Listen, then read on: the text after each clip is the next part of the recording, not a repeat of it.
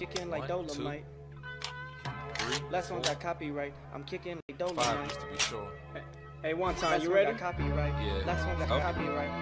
Hey.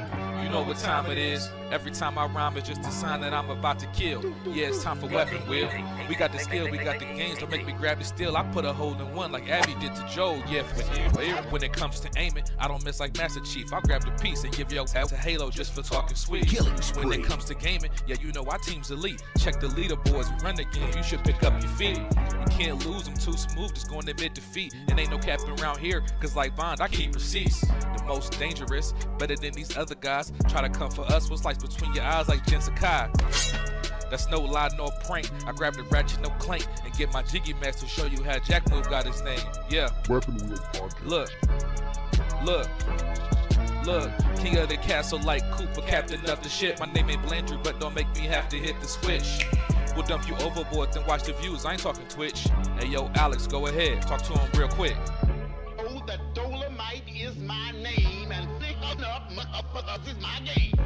Dolomite, you heard her. Claim it, a strike to claim it. And he got it!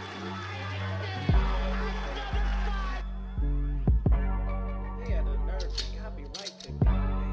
One time, it's just the bitches. Hey. Say yo, still putting wheels on the pavement. My game so tight, it's like Jordan 1 lazy. We stay in these gaming streets, ain't no way to be dormant. Hey, a Drake will leave your body uncharted like Lost Fortune. Coco Long thing was cute, hey, and yeah, it served its purpose. But I'm trying to give a detailed description of what a hearse is. I say we flip the switch on these against before it get bland. I see a lot of pods jacking the format like Dapper Dan. You hitting the dislike button? You still a fan? Talk slick in the comments and like Dutch, I got a plan. We don't do the sneak diss and that's that stuff that get you banned. Last time we told your was squad up, you start telling gotta go. It's like I play with the sliders up. You just got 30, again turn me, the time is up. Since 2015, we been kicking game knowledge up. Dust your boots and join the crew if you wild enough. Developers. Dolomite, you heard her. 40 clips, kicking like Dolomite. Hey, 40 clips. Aimed at your fit beam, shotties, so much ammo, it don't make sense. Trying to compete is a sacrifice, die again in your afterlife. I'm taking a road trip, anytime you get on a fight. Guns and body counts, that's all that I tend to like. Any other podcast, a copy or look alike. Hey, and what they say?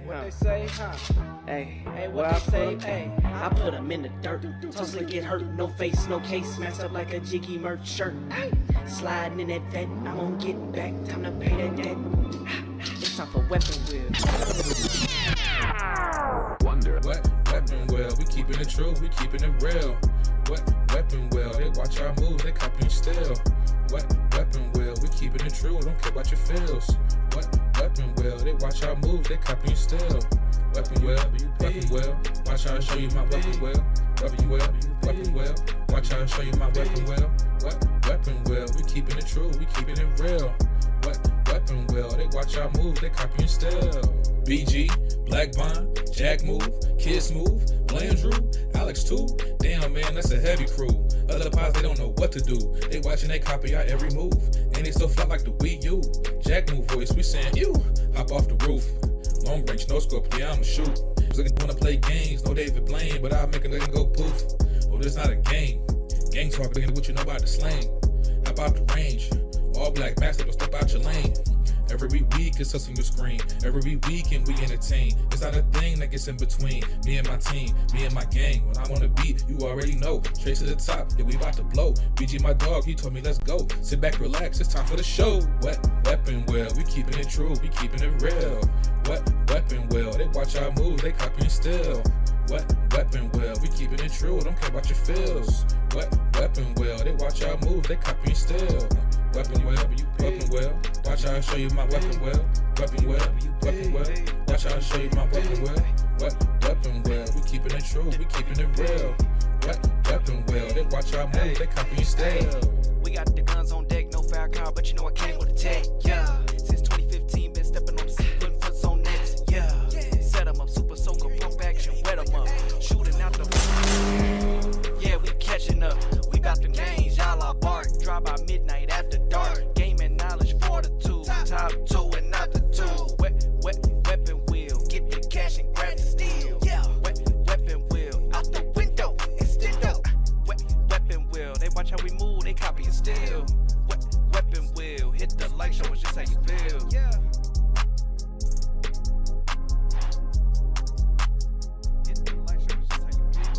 What weapon well? We keeping it true, we keeping it real.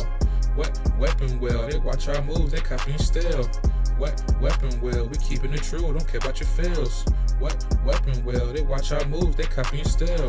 Weapon well, watch how I show you my weapon well. Weapon well, watch how I show you my weapon well. What weapon well? We keeping it true, we keeping it real. What weapon well? They watch our moves, they copying still.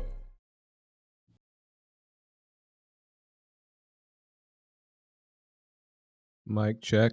Chat. Check. You hear me? Yep. Bet. I hear you. Everything sound good. How you doing, man? Chilling, man. Vibe, man. Just got back from the store. Get ready for the show. So, Okay. how y'all weekend been so far? Can't complain, man. Appreciate you being on, coming on and everything. Hey, I appreciate the invite. That's a fact. Yeah, man. Another Sunday. Blessed. Chat, what's going on? How y'all doing today, chat? How y'all feeling this weekend? Feeling good? Hope nothing bad happened to you. Hope your girl ain't cheat on you. Hope nobody robbed you. You know, when you was at the ATM. You know? Hope nothing but positive things happened. Hope Jack Move ain't sneak into your fridge and, you know, eat that one Hungry Man meal you was looking forward to. My bad. Jack, you didn't hear that, did you? That was uncalled for, dog. My bad, bro. They got rid of the cheesy wedges in those. Were Hungry Man's ever good? Never. I don't think I ever had one. Hell yeah. What you mean? The fried chicken joint? That's good. Okay.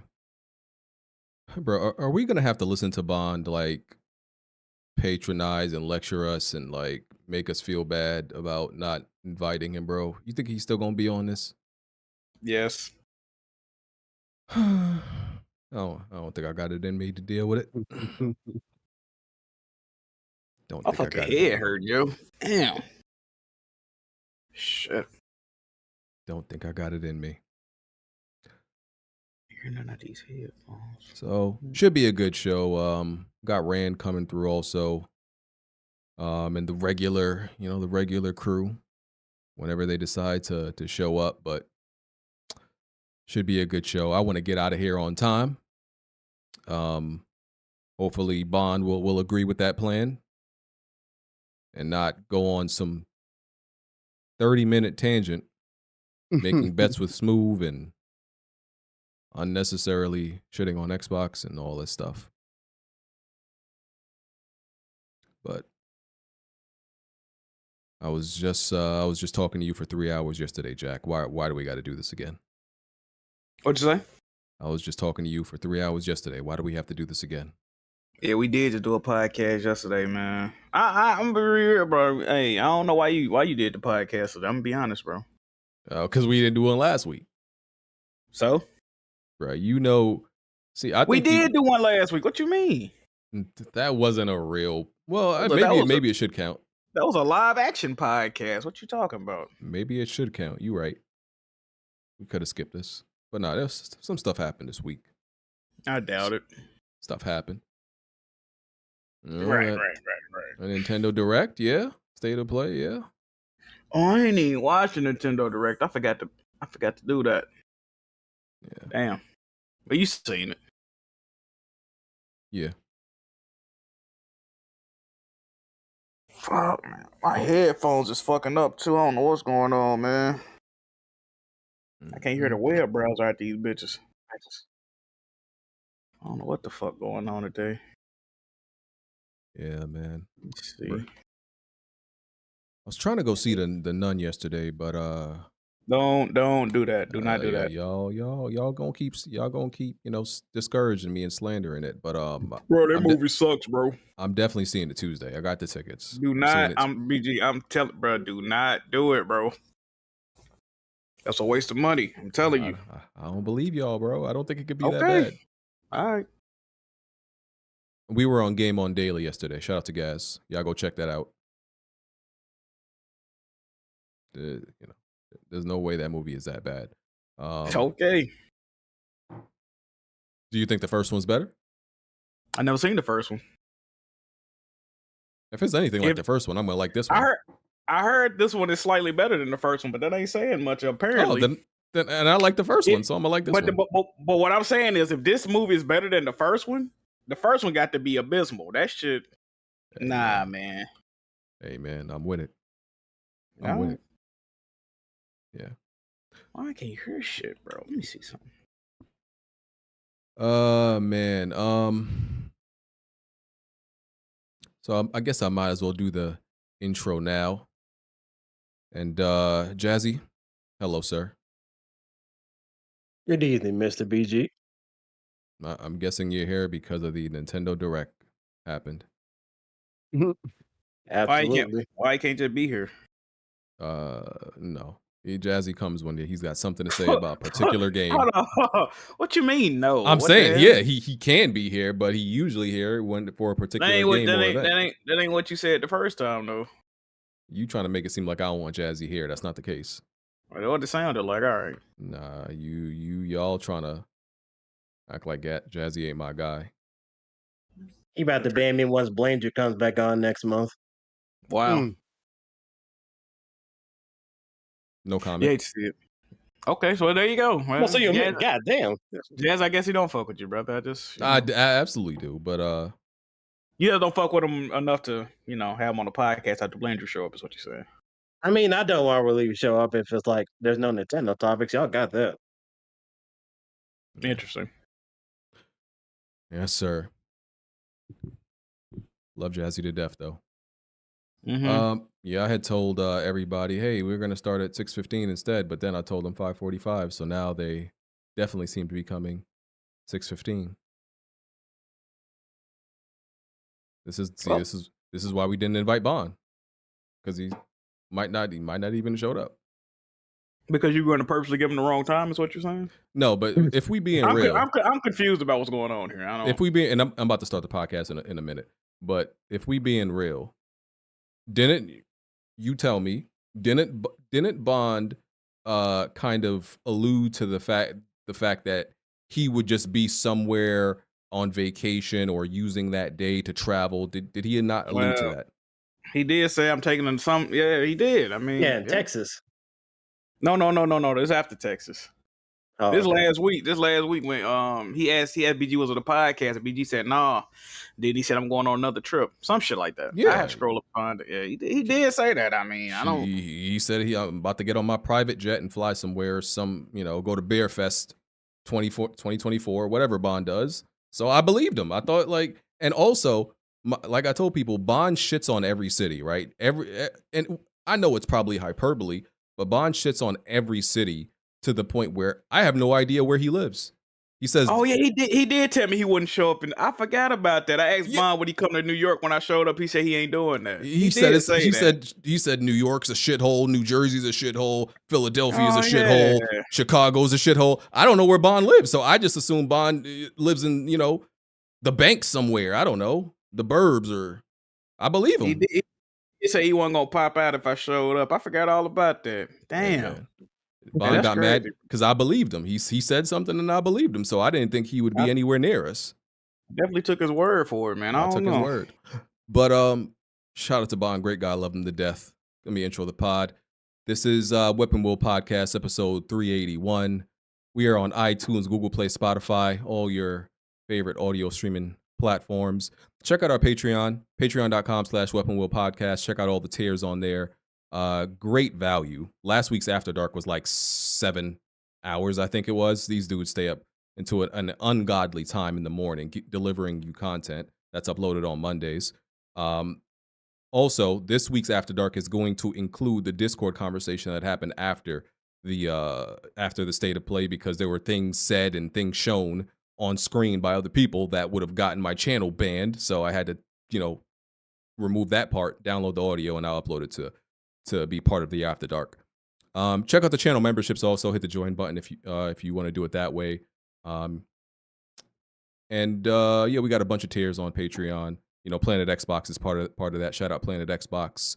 Yeah, you can get access to the Discord.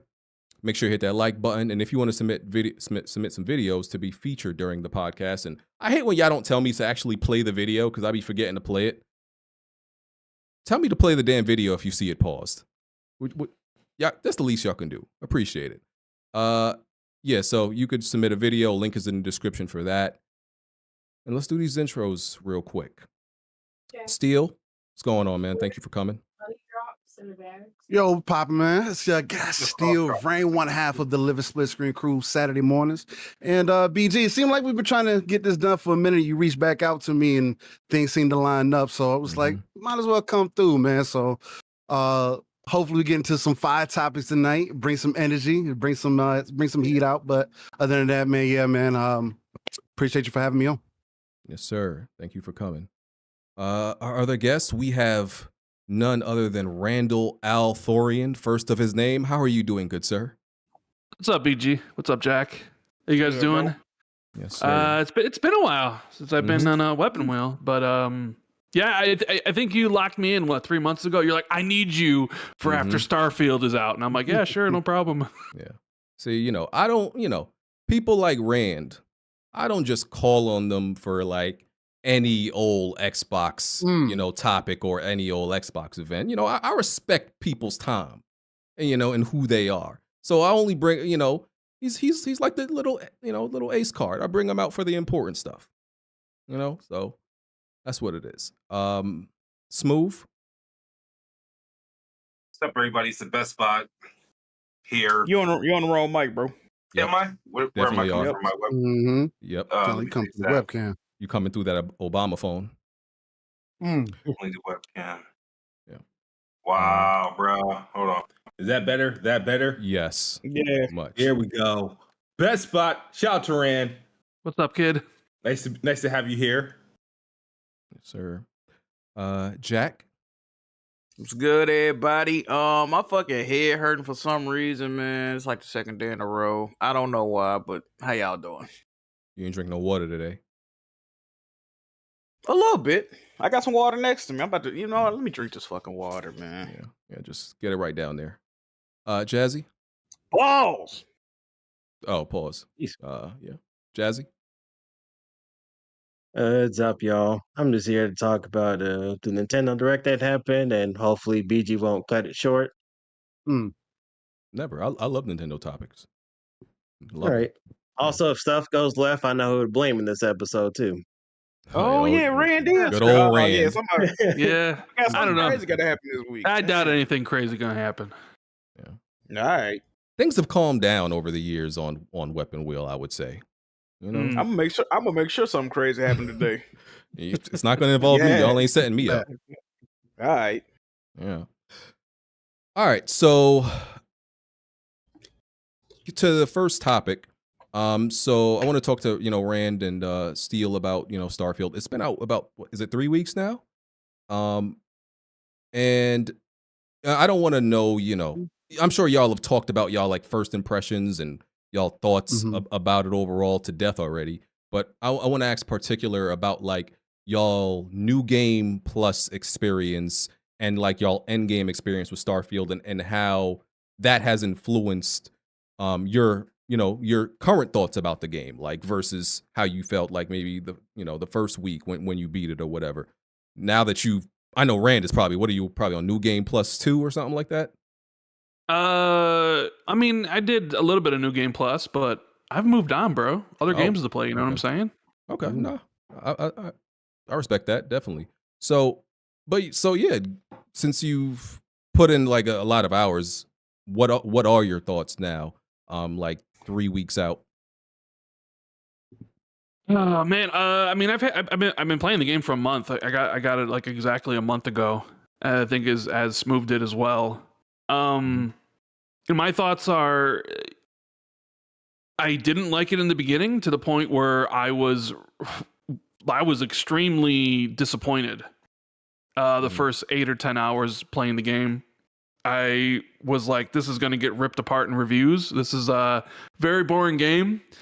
Eventually, because the game lets you do whatever you want, right? You don't need there's the main story, but you don't have to do the main story. So like I see people sharing stuff on Twitter about like how many people have completed the main quest, and it's a low number, but it's like, yeah, but you don't need to complete the main quest. You don't even need to do the main quest. There's like hundreds of hours of other things you can do before even doing the main story. So since you can do what you want and you pick what you want to do, yeah, you could pick some boring quests, which is exactly what happened to me. I picked a bunch of boring stuff to do, and I was bored out of my mind. I didn't, because I didn't know. It was only then when I found the faction quest lines and the and the main missions that my opinion started to turn around a bit on the game. Even though the game has its flaws, I've talked about to death, the inventory management, the loading screens all over the place, and that really bothered me to the point where it's like, even though I loved the main story and the main quest lines, like I can only really give it like a 9 at the most, because for most of the experience I was like in an 8.5. I did a little bit of the New Game Plus, and the problem with me, BG, as you probably know, I'm someone who plays a lot of games, and I just don't have time to continuously play one game over and over and over again. So it's like, all right, well, I got to play the Crew Motorfest, and I got to play Liza P, and I got to play Alan Wake and Spider-Man 2. So it's like, I did exactly what I wanted to do in Starfield, and it provided the experience I was looking for, but it's not a game that I'm going to continue to play outside of an expansion coming out, whether it's in 6 months or whatever, and I'll revisit the game. Like, I'm pretty much done with Starfield at this point, but it was a really good experience. It was better than I had thought it would be, because I'm not someone who loves Bethesda games. I'm someone who just merely likes them. So, but I get all the criticism, because I had those same criticisms when I was playing the game for the first 8-9 hours. I was just like, so. Yeah, developers in general, I say this about like old developers, that I feel like the beginning of the game, I feel like they don't understand how important it is to like onboard people very quickly, and to make those first, depending on what type of game it is, the first 5 to 10 hours could possibly be a tutorial, essentially. But you got to figure out a way to make that tutorial fun. I don't care what, because there's been games where I literally can't play because I'm like, bro, your first 3 hours it's a chore. The rest of the game could be fire. It could absolutely be fire. But them first 3, 4, 5 hours are critical. And I think they kind of underestimate that. Steel, what were your thoughts? I assume you beat it already, probably, maybe. I have 100 hours in the game. I'm probably halfway through it. I have the complete opposite reaction as far as how Starfield started for me, and I've come to find out that it's more of a unique situation than most have been finding it, which is fair. But I'm also the Bethesda casual, so I wasn't expecting for this game I really had no expectation for this game outside of what I had people around me saying. And I went back and tried to play Skyrim multiple times, fully modded playthroughs, just more so visual and combat. But I was trying to make Skyrim a Souls game, and it wasn't that, or at least not to my satisfaction. So I could never get into it. So I put about 3 different sessions in 30 hours. Same thing for Fallout 4, put 10 hours in. I got why people maybe had some interest there, but it didn't pull me in either. I also was trying to play that game in third person, and Bethesda games, from what I remember traditionally, because my only direct game through kind of comparison I can make is like Elder Scrolls Online, and even that is different because it's an MMO, so it gives you a whole different experience along with the story being there. So I had a baseline experience coming into Starfield, what to expect, but I knew it was going to be a Space Odyssey game, because that's what they had talked about this entire time. I also had played No Man's Sky up to this, put about 100 hours in on No Man's Sky, and I enjoyed that. But I had some folks that helped me kind of tailor my experience more so, kind of show me the ropes and whatnot, who have been playing for some time. So maybe that made me feel a certain way about that game. But for me, the things that I get from Starfield, and from the beginning, what I wanted from Starfield was what I kind of got from Mass Effect. I've played Mass Effect for the first time when the Legendary Edition released last year. And Mass Effect is one of the top 5 games that have ever been created, in my opinion. Mass Effect 2 being the greatest, just because of how they not only display the story, but the gameplay, and the way that they make you feel, especially game to game to game. So, needless to say, I wanted another game that was going to be similar to that. And for me, what I've gotten out of Starfield is that this is Bethesda's version of Mass Effect. Now, this game is not perfect. Matter of fact, this game got some glaring issues, especially with the AI, that is extremely inconsistent for me at times, where in the beginning, that was my problem. I almost put the game down because of Sarah bouncing up and down in the background in the corner of my eye, running into the wall, acting like she had no sense. But when it came to the gunplay and we had to go shoot somebody, oh, now she knows how to do something. She know how to use cover. She know how to be supportive. So I was like, okay, maybe there's some redeeming qualities here. And maybe it was just Sarah, because now I got Andrea and she's more of a hitter, and I haven't had those same issues with her. But I've been getting that space adventure that I've personally been looking for in a game of this caliber. Now, people complain about the loading and stuff like that. Again, I don't think that it takes me out of the experience, but maybe it's just me. I'm taking the game for what it is as a game.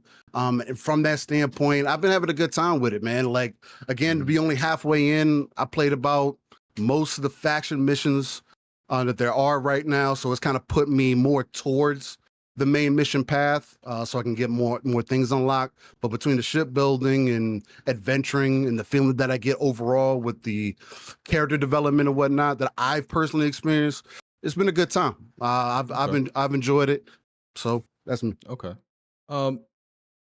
Rand, so from last week, the game had like settled at like a 87, and since then, it's dropped to an 83 from like I think it was Eurogamer, Jim Position, giving the game like 6s, and I think somebody gave it a 2, which isn't, Every publisher that Microsoft or Bethesda like blacklisted initially before they got bullied into giving them a code, they all gave a 6 within 3 days. Fuck them all. Yeah. But I think we should settle on the 87 that's on PC, because that's technically the real score. Everybody, all the Xbox scores are just them getting back at Xbox and everybody trying to be fucking journalist stars. But go on. Nope. Yeah. Hold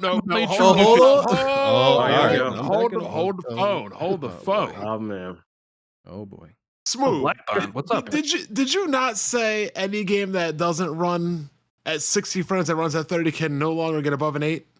I also apologized on August 17th. On the 17th of August, I said I sincerely apologize for the 30 FPS slander that I've given games. I've said that. That was prior to the release. If you commit a robbery and rob a bank and apologize, are you still guilty? What? If you rob a bank and murder people and say, I'm sorry, are you still guilty? Yes, but here's the problem. Here's the problem with your argument that you're about to make, bro. Let me finish before you counter argument. Okay. So by your logic, what's the Metacritic score now? 82, 84, 83? It's 87. 83. So the Xbox version, if anything, is overrated by 3 points according to your original logic. So I don't know. You have nothing to complain about. That wasn't my original logic. It was me ranting about Redfall. That's all. 3 points higher than what it did was I trapped a lot of you idiots into sucking Zelda's dick, because I knew Zelda was going to be a 97 meta at 28, 27 none of the frames per second, Nintendo whatever. fans said that it had to be 30. That's fine. That's fine. But I also clearly said that too. I understand that Zelda's going to be held the best thing since sliced bread. So it should just rule out anything I said. Why do you guys pick and choose what you guys take seriously? No, you pick and choose, nigga. You said anything that's 30 frames can't be above an 8, and now you said, "Oh, I'm sorry, I'm pick and choose." But you know what, Smooth? At the end of the day, these semantics mean nothing. But you know what means something? That extra $120 in my pocket. So thank you. Oh my god. Yo, this is why we didn't call you, Bon. What's up? I would have rolled up there and Smooth would have tried to pull a gun out on me to get his money back. What I was gonna ask you, Rand, is we can all acknowledge that 2 out of 10 or whatever it was. Listen, 2 out of 10 is ridiculous for a functioning game. Like, we can all be objective and say that doesn't make sense. Right? There's no way a game that's not completely broken should get a 2 out of 10. That's the only way that should happen. So, do you think that it's actually an intentful like hit job by journalists who didn't get a code from Xbox that influenced them, and they're trying to stick it back to Xbox essentially. Do you think this is a hit job? Are we back to the media? Is this a deeper media bias against essentially Xbox? targeting? It's targeted media bias, I guess. Even more. I think clearly the 2 out of 10 is right, as we kind of talked about, or you mentioned, like there's no way a game like this should be getting a 2 out of 10, and honestly, I don't even think it should be getting a 4 out of 10. Like those kind of scores are reserved for games that don't work, right? Essentially. I don't have a problem with anybody giving the game a 6 out of 10. Well, I mean, it's a 3 out of 5. So like the 5-point scale doesn't really translate very well over to the 100-point scale that Metacritic uses. So do I think Eurogamer and Metro had it out for this game or had it out for Xbox? I don't think so. But I mean, the only person that would know would be the one who wrote the review, right? Like only he would be able to say like whether or not it was I wanted to punish them for not giving. I mean, I get why people think that. It's like, oh, I didn't get a free review code, and we're not going to be there with day one traffic on the review, and I'm going to show them. I'm Eurogamer, right? So I'm gonna give them a 3 out of 5 and show them and drop the Metacritic. But by the time like the review came out, like the review discourse for Starfield was already done and over with, and 6 million people had played it, and probably over 10 million by now. It's like that review was essentially a non-factor, other than just lowering the Metacritic score. Which I mean, I don't know. Is there much of a difference between an 83 and an 87?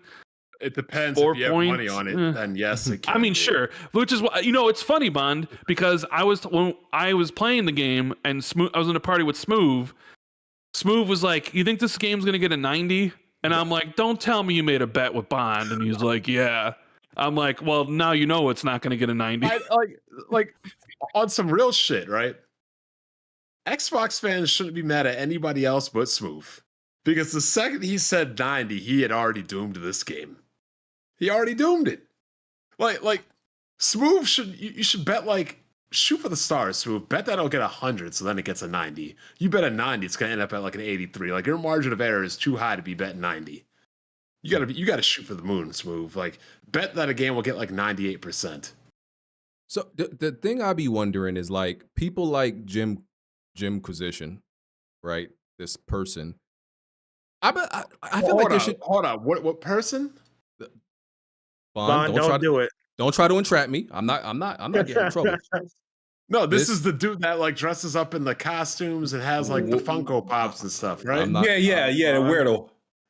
I'm not going into that territory. I'm not going into that territory. Okay. But I'm like, what's the evaluation for people who are like clearly abusing their power as somebody whose opinion weighs into Metacritic, right? I feel like there should be some type of procedure to like at least evaluate them, to get them removed, that your opinion doesn't count. If you talking about procedures and removing. Whoa, I'm not talking. I'm talking about from the site, from their opinion being weighed into the site when they're clearly being abused. That's what I'm talking about. But either way, I mean, damn, you hitting a little too close to home with some of these words. But anyway, Steele, do you have any opinion on like the media's response, and some people think is retaliation? I feel like there's always been some form of maybe a media bias out there towards one side versus the other, just because PlayStation is going to be the default popular brand by, I mean, it's always in it because it's always been that way. I don't see why that would go away, why that would change, unless PlayStation does something drastic to vastly change people's opinion. Xbox in many ways, Microsoft in many ways have been hurting themselves for many years by shooting themselves, by not making the right calls or putting out certain types of games that people have been looking for. But they've also been offering enough of a competition for PlayStation to continue to I mean, PlayStation has cornered themselves into that third-person over-the-shoulder market, and has a complete lack of multiplayer gaming at all. Matter of fact, the one game that I don't know if anybody else is looking for, because every time that I talk about it, Factions, that isn't still out after it was promised to be out originally, which still makes me salty to this day. And now where it's rumored to be that it may be even further pushed out or not releasing at all. And this is one of the main things that you have, shows me that you have a lack of focus. And also you let Bungie come in, who also doesn't have the greatest record, as an example, kind of facilitate what's going to get passed and what's not going to get passed. Bungie has the best record. No, they do not. Bungie likes to brainwash people into think that they're getting good content. What's not good content? Goal. No, hold up. That's sure. That's business, right? But as a consumer, as someone who has put 1,500 hours in not only to Destiny 1, but also Destiny 2, there is something that has to be said about you also removing content from a game that people have paid for over time. But that's neither here or there, because we're going to stay on topic. Back on the whole media bias thing and PlayStation leading. You can ask the question after I finish getting through my point. So about the whole media bias thing, is Starfield getting marked up because people may feel a certain type of way about the game being exclusive to one platform? Sure. There's people, IGN, who have come out and have stated things against what Microsoft is doing, what Xbox is doing, along with Game Pass, and have forced themselves to give a certain critique about the game. Now, whether it got a 7 or not, I think that's fair as an opinion if that's how you feel about the game, because the game's not perfect. But the chances of people giving negative marks just because they have a certain brand loyalty, or maybe they have personal things within them, that is a possibility as a human. If anything, that's always been a reviewer thing, which is why we always go back to this conversation. Oh, how do we filter these things out? Oh, how can you tell? Like, at this point, I don't have the answers either, but there has to be a way to establish, well, this reviewer is doing these things intentionally. Look at the record. Why do you not have moderators that go through and sift through these things, although they say that they have that? Bon, you had a question. What's up? I got a lot to say. First of all, Factions 2. It's absolutely absurd that we'll actually be able to be piloting clan battle mechs after 28 years, and that's before Metroid Prime 4 and before Factions 2. That's absolutely absurd. Second of all, how you let Bungie pull $1,500 out of your ass, and then you're going to say that their shit is trash? I think you said 1,500 hours. 1,500 hours. 1,500 hours. Okay, hours. Not dollars. That's even worse then, man. Like, no, because it's a good game, but it doesn't mean that you can't say, man, I like this game, but them doing these things, I just can't support that anymore. So, but it doesn't. You can say what their problems are. You've supported it 1,500 hours. You've already supported it enough. My whole point is like.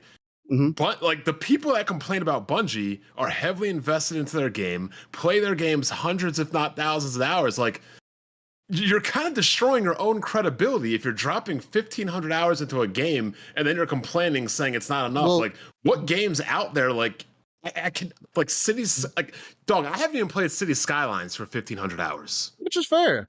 But wouldn't that give you more credibility because you spent time with that game? So other people who are coming into that game, or more people having conversation, can listen to you and say, yo, you know what? You've been playing the game for a minute. I can understand why you may be frustrated. I can understand why you're saying that Bungie may not have it all together, and they're more so money reaching into your pockets more than giving content like PvP, for an example, which has been dry for at least 3 years, which is why I drop out of Destiny. You know what I normally just as an example, but again, you know what I normally tell women that are in unhealthy relationships? I tell them to leave. Straight up. Relating women and gaming is two different topics. You've been getting your ass whooped for 1,500 hours and you still stay. Like, that just sounds crazy to me. I mean, that's Call of Duty. That's people's relationship. Bottom line is Call of Duty's been raping people for years, but we still play it. Exactly. That just sounds absolutely defeats the whole insane to argument me. you just made. No, it doesn't defeat it. It tells me that people are actually weird, and y'all are like I'm not spending $1,500 into something that I don't Hours. care about. Hours. Yeah. And people complain I mean, it's a about game, it's a Bungie. hobby. People complain about Bungie and stuff, but there is no other developer that I could really name about that has supported their game properly, that has kept their community active, that has kept their numbers up by every metric you can name in regards to an online, ongoing, multiplayer gas game. Bungie is the winner. I mean, maybe so if you put 1,500 hours into learning a profession, right? Yep. And you found flaws in that profession that you probably don't Nigga, a like, job but you spent pays that time. You're comparing Okay, but it's still leisure something that you you're put comparing time. leisure You just to a way compared of life. gaming to women. So what are you Because women saying? can be leisure. What I just said made more sense to your statement. No, it So what are you didn't. doing? Nigga, Bond This described man it likes as to dance. crazy. It's all good. I know he likes to Leisure dance. don't- This man put a hula hoop on to dance. It's all people good. don't want to. People don't want to work. They have to work. You don't Hey, need man, to play Destiny. You can put want your to play dance tap and Destiny. shoes on and dance all No, night. no. You literally compared a life necessity, something you need to do to survive. It's not a necessity. You don't have to. Hold up. You can go into anything and get that. Profession. Working is not a necessity now. Oh, here we go. Semantics. A job is not a necessity now. Blame Rand. What the fuck? Told you. All right, semantics. This is wild. I'm ready to move point is on if this. y'all are. You have to work. You don't have to play Destiny. You chose to play Destiny. And by the time I even got to 100 You're hours, if I was missing the tired of original point that Destiny, we made. I You would might as well not just even move along with continue the podcast, playing. man. No, my whole point is this: the criticism Because you're not against adding value Destiny to the conversation. and Bungie is unwarranted. Bungie had 3 fire games in Halo. Bungie is doing their shit and doing a good job with Destiny. The people that are complaining about Destiny are people that put over 1,000 hours into the game. Like, this sounds absolutely absurd. If the game is so bad, stop fucking playing the game. But you keep playing the game because, like you said, the game is a good game. Is the game perfect? No, no game is perfect. But even in your own words said the game is good. So I don't understand where this criticism is coming from when you yourself said the game is good. Because you can But now- critique things that you like, right? Yeah, that's Everything that's is not okay. black and white; it's gray, right? I 100% agree, but you can't talk down on a developer That that they're just not doing a defeats good exact- job, but the game that is good. defeats it. I get to talk down on their service strategy that they're implying on the consumer. You're You still can't do that. playing. You I'm call not the game playing good. currently. You're still playing. You're 1,500 hours in. They must be doing something right. Yeah. How long has Destiny 2 been out? Enough for you to pay 1,500 hours. I'll tell you one thing. I ain't that's a playing decent amount of 1,500 time for hours on everything, something I'm complaining about. Fuck that. I got better shit to do in my life. I don't know about you. Well, But if you I'm can't not understand, playing you can still critique 1,500 something. hours in a game I'm complaining about. Fuck that. I mean, I've definitely put that time into games that I complain about a lot of games though. I complain about every game. Things are gray. So. Yeah, but we can move on. But outside of that, seems the BG, topic. factions, BG, when's it coming? Give Hey, us a date. Bond, I don't even know what you're talking about, good brother. Give us a date for factions. Smooth was right. Anyway, No, Yo. Smooth is wrong. Smooth is not wrong. Because you know what's funny? Everybody will always complain about negative reviews and reviews they find biased, I wasn't but they talking don't about that. complain about Xbox Addict giving a game 100. You know, the complaints, about reviews only go one way on reviews that you disagree with. When it's reviews you agree with, when it's Joe Schmo or Xbox cocksucker giving the game 100, ain't nobody got nothing to say. When it's That's not true. That is not true. 100% true. That is not, but that is not true 100% whatsoever. I see it on social media all the time. The people are calling out the Xbox focused websites that gave Starfield or any Xbox games a high review. That's not the point I'm making. I'm saying the people that complain about bad reviews won't complain about good reviews. The people that complain about good reviews won't complain. They only complain which the reviews that don't fit their narrative. Yeah, of course. That's my point. Okay. Yeah. all of it is very tricky. I mean, because like, yeah, there's It's not PlayStation. tricky. It's just corporate. It's corporate cocksuckers on all sides. No, because I'm That's just all saying, it like, is. there's PlayStation, Pro publications and Xbox Pro publications, and like those are weighed into Metacritic, and those are probably Exactly. skewed. So they I mean, you got to they assume it's balance gonna each balance other out. out. Yeah. Yeah, you gotta hope exactly. it- yeah. Exactly. Right, balance out. And on another thing, as far as the Jimquisition, Oh God. okay, let's remove gaming out of this completely, right? Uh-oh. We could Oh, be talking God. about food reviews, movie reviews, sports, whatever. If you've seen somebody look like Jimquisition, would you honestly take his opinion on anything you're interested in seriously? No idea, Bond. Be honest. I don't know. I don't know what you're Be talking honest. about, Bond. Yeah, what's this guy talking about? No idea. No, I'm being dead ass here. If you seen a guy with no legs trying to tell you about how to be a good running back, would you listen? Oh, yeah, this is. Dude, you know what I mean? Jimquisition looks like a Rosie O'Donnell DLC from like Splatoon that was put out of the game, bro. Again, there is a degree. There is a degree of being presentable, being relatable, and looking competent at any kind of job you're doing. And look, he can dress and act and do whatever he wants, but like that's just not somebody I would take seriously for any kind of gaming opinion or otherwise. Well, he is making like 14,000 on Patreon every month. I mean, people fucking with him. People man. fuck with him. Look, People fuck with them. I'm not saying Jimquisition isn't popular and isn't well known. When people are asking who the fuck is he, I was like, dude, Jimquisition's been around a long ass time, and he's been putting in work a long ass time. I want to protect my channel, and I just don't want that. I don't want that community. I'm not scared of that community, but I also don't want them coming after me. You scared? You know what? I'm scary, Bond. You got it. I'm scared. Let's move on then. I'm scared. I'm terrified. Let's move on. Look, I'm not trying to listen to bald, black, toothless people, so I don't think it should be anything different than not want to listen to other people. Oh, hey, Bud, I'm gonna ask you about it. What's going on with you and Fat Gamer, bro? No, let's not talk about that right now. No, he said he was gonna show up looking like a Peaky Blinders character. You saw that shit? I don't know. He said he was trying to take things from little girls that they can't get back. So let's move on. Yes, please. Y'all touching all the wrong subjects. Yeah, okay? let's move on, man. I'm sorry for being here. This is my fault. Yeah, blame Rand. That's crazy. Rand, next topic. Yes, please. There was some type of Forza media blowout, right? Forza Motorsport. If I'm not mistaken. Any thoughts? There was like previews going on.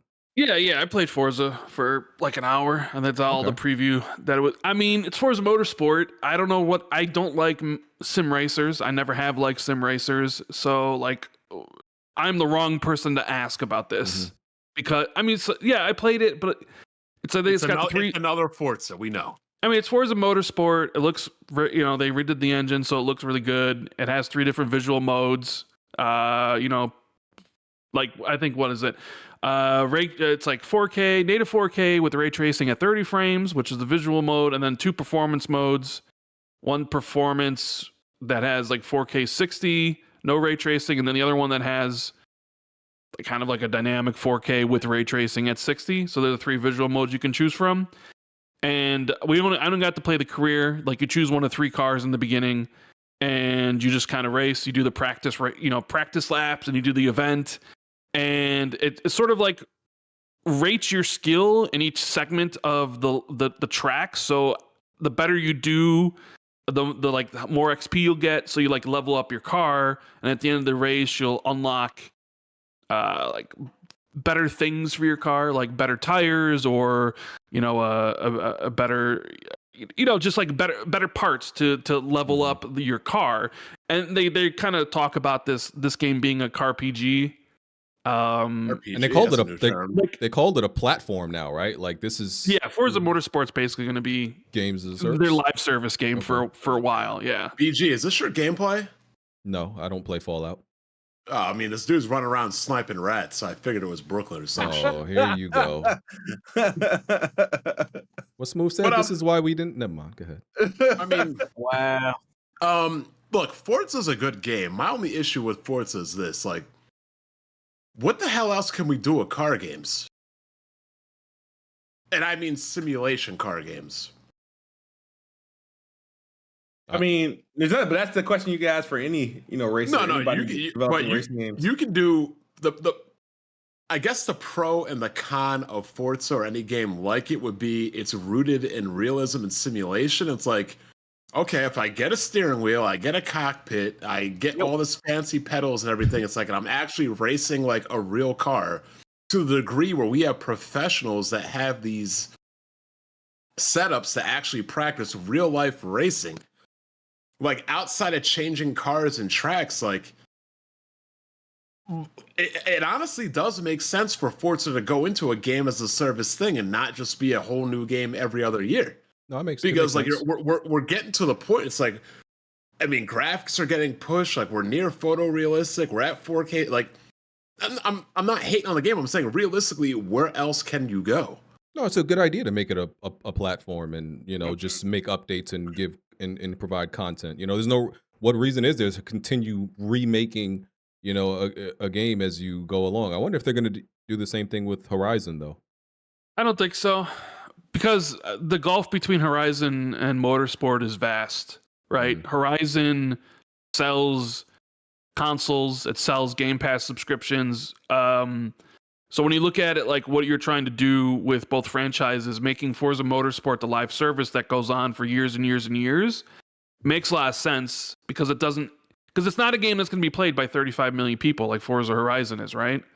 So when you look at Horizon, they probably don't want to turn that into Forza Horizon is a live service because they have all the different seasons and all the different things that happen every single week. It's got the DLCs and expansions that come out. But it's also a big event every time it launches, every 2-3 years, probably every 3-4 years at this point, where it's probably more beneficial for Forza Horizon to be not necessarily a numbered sequel, like it could be Forza Horizon Tokyo that comes out next year, or Forza Horizon Hawaii or something. But it's a big event that's going to sell copies, it's going to sell early access, it's going to sell Game Pass, it's going to sell on Steam, to the point where it's beneficial for it to be an individual release every 3 years, where that's not the case with Forza Motorsport because it's not as popular. So it makes a lot of sense for Forza to just be an ongoing thing, and for Horizon to be a game that comes out every 3 to 4 years that they can constantly sell different things to you for, Yeah, and listen, I don't know who actually came up with the idea originally for Forza Horizon, but they Genius. Absolute genius. Came up with the concept to spin off Forza and then end up being way more popular than the original game. And now it's like arguably, before the acquisition, Xbox's most popular series, honestly. Like dude's a genius, whoever, thought of that idea, and they should just bow at his feet. Steel, he could be another genius if the Horizon devs turn out making Fable a good game. Yeah.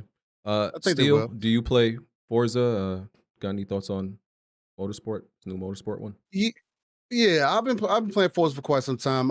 I play simulation, everything other than damage, and typically in Forza. So outside of Horizon, because it just doesn't make sense there. But I do agree with Rand in a lot of aspects. Horizon's taking more so the aspect of the popularity side, where with Motorsport, it's always been more so really kicking it down to the simulation side. And there's not going to be many people that are going to pull into that. Again, I think at this point, we talk about the details and whatnot. You bring up, well, what else can you do? Well, Motorsport, what they're trying to do this time, as an example, is more contact points on the tire, trying to make you feel more of the track, though.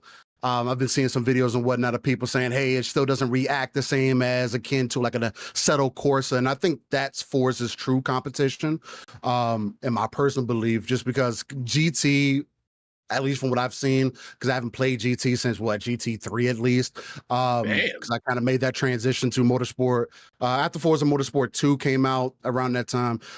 That's kind of when I made that transition over. So since then, GT had always had that more of like that stiff feeling for me. Some people say it's like a popsicle racer because it makes the car feel like they're on a popsicle stick and the track moves instead of the car. Where Motorsport, you typically have that. It carries over into Horizon.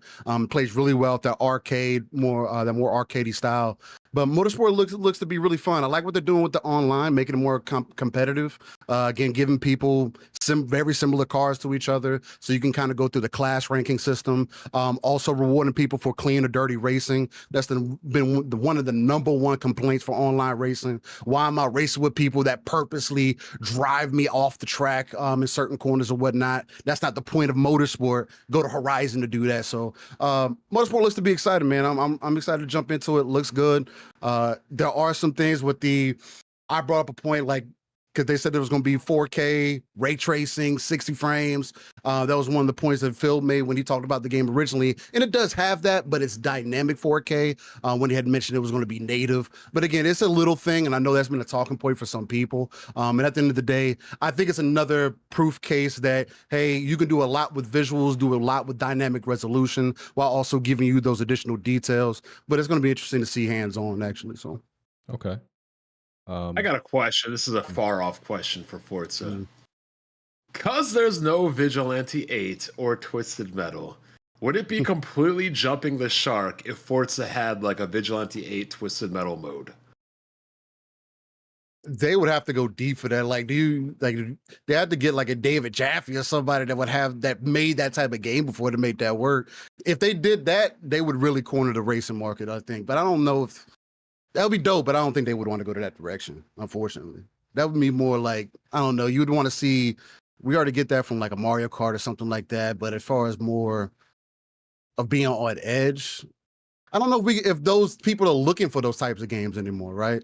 I don't know. I mean, you could just make it like a fun. I mean, what is the mod scene like for this game on PC? I mean, they had the Hot Wheels thing for Horizon. Because I would like to see somebody even at least attempt a mod for it. Because the cars, the assets, and everything already there. Like something I would like to see.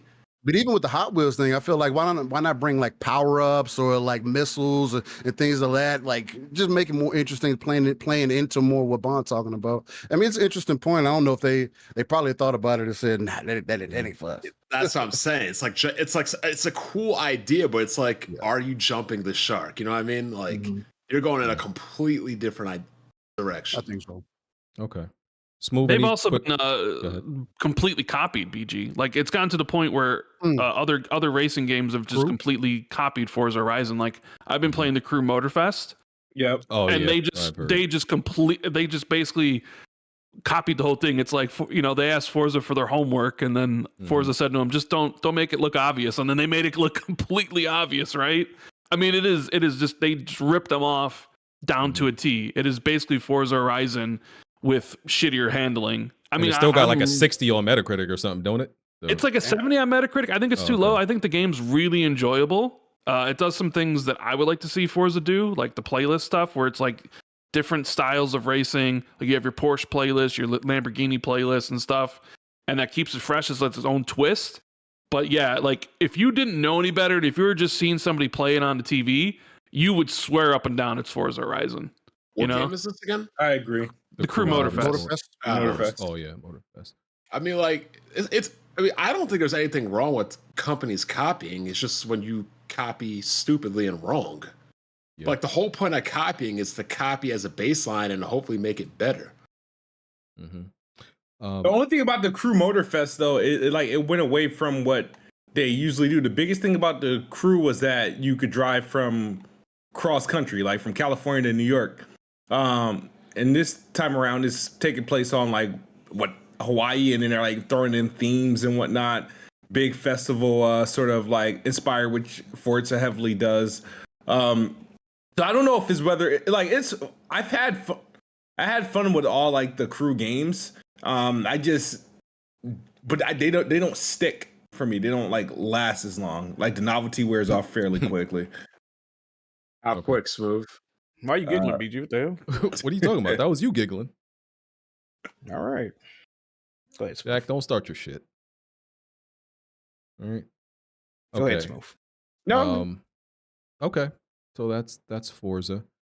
Let me see. Let's talk about real games like the 2 MechWarrior games coming out. Oh God. Go ahead, Bond. Have at it, Bond. I mean, look, don't get salty because Factions 2 ain't coming out, and we're gonna be driving clan battle mechs, and you're still gonna be playing with your dick, wondering where Factions 2 is. This game will have 5-player co-op, so crazy that we're getting a multiplayer co-op MechWarrior campaign before Factions 2 is coming out. My dick is gonna be rated higher on Metacritic than that MechWarrior game. Come to find out, there's plenty of clan factions and houses and factions and BattleTech MechWarrior. You still ain't playing no factions. I mean, What's going on with Metroid Prime? Actually, you know what? I'll give Metroid Prime 4 an excuse because at this rate, they're probably just holding it to the next system. Yo, Bod, you're a sick individual, bro. What is Naughty Dog's plan? What are they doing? BG, you said this game was coming out 4 years ago. I want to read super chats. Yeah. You know what the crazy thing is, Jack? I think I said this a couple weeks ago. Sony be putting out more TV shows and movies than actual fucking exclusive games. We've had The Last of Us TV show. We've had Twisted Metal TV show. We've had an Uncharted movie. We've had a Gran Turismo movie. These niggas out here making more games. Remember when they said that Sony's not a game studio? They are a cinematic. Oh, they might be onto something, Jack. They might be onto something. They're putting out more exclusives on your television and in the movie theater than they are on their goddamn console. I would like to read. You're not wrong. Goddamn shame. I would like to read super chats. I'm not going back into debates. Hey, BG, one of the super chats kind of nice, bro. That's why I'm trying to get to super chats and instead of rehashing narratives that Jack has said. It's not a debate. It's basically you're getting fucked and you're not even upset about it. You've just been beaten into submission. Bond, you're arguing with a ghost. He like it. No. You're arguing with the ghost. No, I'm not arguing with the ghost because you all get on Jack every week when he comes at you. And I wasn't here last one of these weeks. Y'all be getting on Jack, and Jack is fucking right. And then when Jack starts saying right, you got Tarek jumping in here like fucking Batman. Somebody throw on the bat signal. This nigga comes swinging into the fucking podcast to defend Sony. Facts. I mean, like, look, I'm not saying we all know I don't think Xbox is the greatest thing ever, but like, y'all be acting like the PlayStation 5 is fucking fire. Compared to PS4 and it doesn't PS3, matter it is. if it's compared to. In general, like I said, listen, I've said my stance, and I don't want to say it again because we've had this conversation many weeks. I just want to say thank you. I'll say this: the PS5 on its own merit in the first 3 years is very good based on what it's released, and it's done better than the PS3 and the PS4 in the same amount of time. Let's move on. Can we do that? Thank you. Okay. This guy. Super chats, PG. Yeah. So, all right, what do we got? Wonton's third stomach. Okay. What? That name is crazy. Damn. He said, "You notice Larry looked like the guy from Family Guy whose eyes are too close to his nose." You talking about the dude with the long jaw? You're not talking about him. No. He talking about the other character. They put it in the chat the other day. I saw it. Oh, that's crazy. Yeah, man. Y'all wildin'. The melodic punk got paid to play music last night. Lost 65 pounds, and today is my birthday. Let me share some bread. Hey, happy birthday, man. brother. Happy birthday, brother. I think Chop found them 65 you lost too. That's crazy. Go ahead, BG. I'm glad life is going great for you, brother. That's fantastic. JMG, love the podcast. Keep up the great content. Thank you, sir. Alcoholic Gamer, triple sec plus Malibu plus Sprite. Enjoy drinks on me. Thank you. Hey. Appreciate that, sir. JMG again. This man BG got a utensil set that looked like Dark Souls weapons.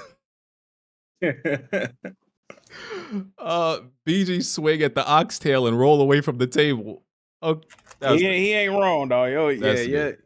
If y'all don't get the reference, when Jack and Smooth was at my house, I have like oversized utensils like forks and knives, but because y'all niggas gotta eat. Your fat asses gotta eat. That's why we got oversized shit. I'm not surprised you have oversized utensils for as much as you guys eat. All I'm saying is, once you go, listen, try get some big utensils. You won't want to go back. That's all I'm saying. Nah, I wasn't fucking with him, BG. You bugging, bro. All right. Okay. Yeah, like you thought that was normal. Is the crazy part. Yeah, you didn't know those was, fucking BG be eating cereal with a fucking shovel. Yeah, that joint crazy, bro. You bugging. Bro, why did this man put my face on the merchant's body? Come on, bro. Like, what's wrong with this? What are you buying? Anyway, mid-box series mid. What excuses if Elder Scrolls 6 is buggy and dated? Do we have to debate about a game that's like 6 years away? Right, first of all, we already know it's going to be buggy and dated. That's Bethesda. A Bethesda game being buggy and dated is like saying a Nintendo game is going to look subpar. Like they are baked into the identity of those developers. Well, That game's 6 years away, brother. Who made this picture? Wow. All right. But you know what? At this rate, Elder Scrolls 6 might come out before Factions 2. Damn. Bond arguing with Ghost again. Okay. Is he wrong? Is he wrong though? We could just put money on it and be quiet about it. Julian Dixon. Ooh. Damn, I was so faded at barbecue's baby shower. Anyway. Oh, he was there with you. Hey, shout out to Julian, man. How was your baby shower? Smooth, how was your baby shower?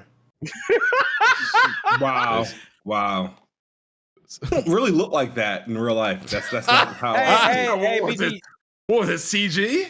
Did you get some meatballs at the baby shower, brother? Nah, I don't know what happened there. I think it's the way I threw the shirt away, bro. Like I don't like what? It's just the way that's not normal. Even wait, I know Bond ain't fat shame you into throwing away a shirt. You threw the shirt away? Yeah, dude. That's not how my belly looks, Damn, dude. It wasn't nothing wrong with the shirt, man. Why you do that? Look, the camera adds... The shirt wasn't the problem, nor the camera wasn't the problem. The camera had 5 pounds. Oh, we know this. Anyway. Where's that? Is Alex here? Where the fuck is Alex at? Where's that crackhead at? He's not I here. think he said he went to some type of festival or some shit. Oh, he probably had a beer festival, not a baby shower. Okay. Elder Fox. 80% of the new Forza stuff fans are excited about were already in GT Sport and GT7. Forza has never been better than GT. All right.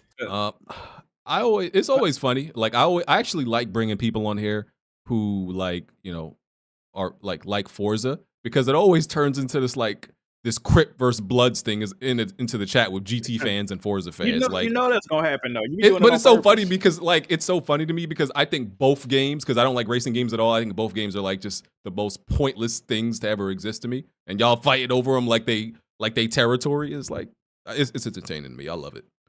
Y'all keep going.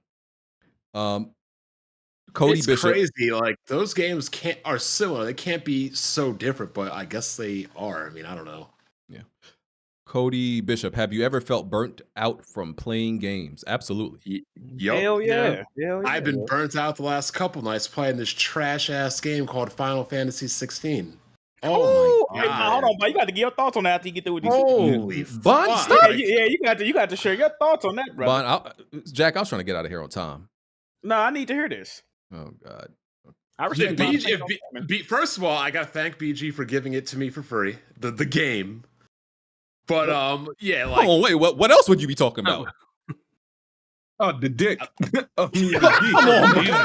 Come on, bro. What are we doing? Oh shit. That D. Anyway, like Smooth, can you stop saying that? Like what's going on? D ain't for me. That I'm about to fight Benedicta. What? I'm pretty sure that's not her name. That's her name. Oh, that's her name. Lady Benedicta. She's like one of the first bosses you fight. Benedicta? Yes, that's her. Okay, that's her name. Anyway, cool. The game basically revolves around hitting square to slash shit, dodging with R1, spamming God of War style, hold R2, hit a button move, and throwing fucking firecrackers. Rinse and fucking repeat. Clive is a fucking dickhead. Sid or Syphophilus or whatever the fuck. When did Sid become Syphophilus and syphilis and not have an airship? Like the whole game's a fucking pack of ass. I hope it gets better. Okay. There you go. Thank you for that analysis. Like I was game sharing it. My friends were watching me play. They're like, "What are you playing?" I'm like, "Final Fantasy." Like the new one. I was like, "Yeah." Like this game looks like ass.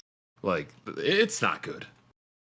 You know what all my friends are excited about though? They're fucking like doing handstands and screaming outside for the Final Fantasy 7 Remake Part 2 or whatever. That's what they want to play. Mm-hmm. Yes, sir. I might wait till the PC version of 16. Honestly, I might. Wait, hold up. You wait to play a game? Occasionally, it happens. Oh shit! It happens occasionally. Baby D61392. Appreciate the huge super chat. $100. Thank you, sir. Sharing my blessings with my favorite podcast. Shout out to WWP. Yo, you must have came into some money. Something happened. Raise, lotto ticket. Something happened. Appreciate it though, sir. Thank you. LMC Figs. Nah, hold on. Almost 400 episodes, and Bond is the only one that ever brought up a meetup, and y'all didn't even invite him. Shaking my head. That's messed up. That's fucked up, bro. Like we said, it wasn't really planned. It just happened. That's a fact. It wasn't planned. Just 3 niggas just randomly showed up at a specific location. That's kind of what happened. Mercury was in retrograde. The stars fucking aligned. You know, the astrological mythology, earth, water, and fire sign. Like, you know, it was just like, nigga, 3 niggas never arrive in the same location unplanned ever in life. That doesn't happen.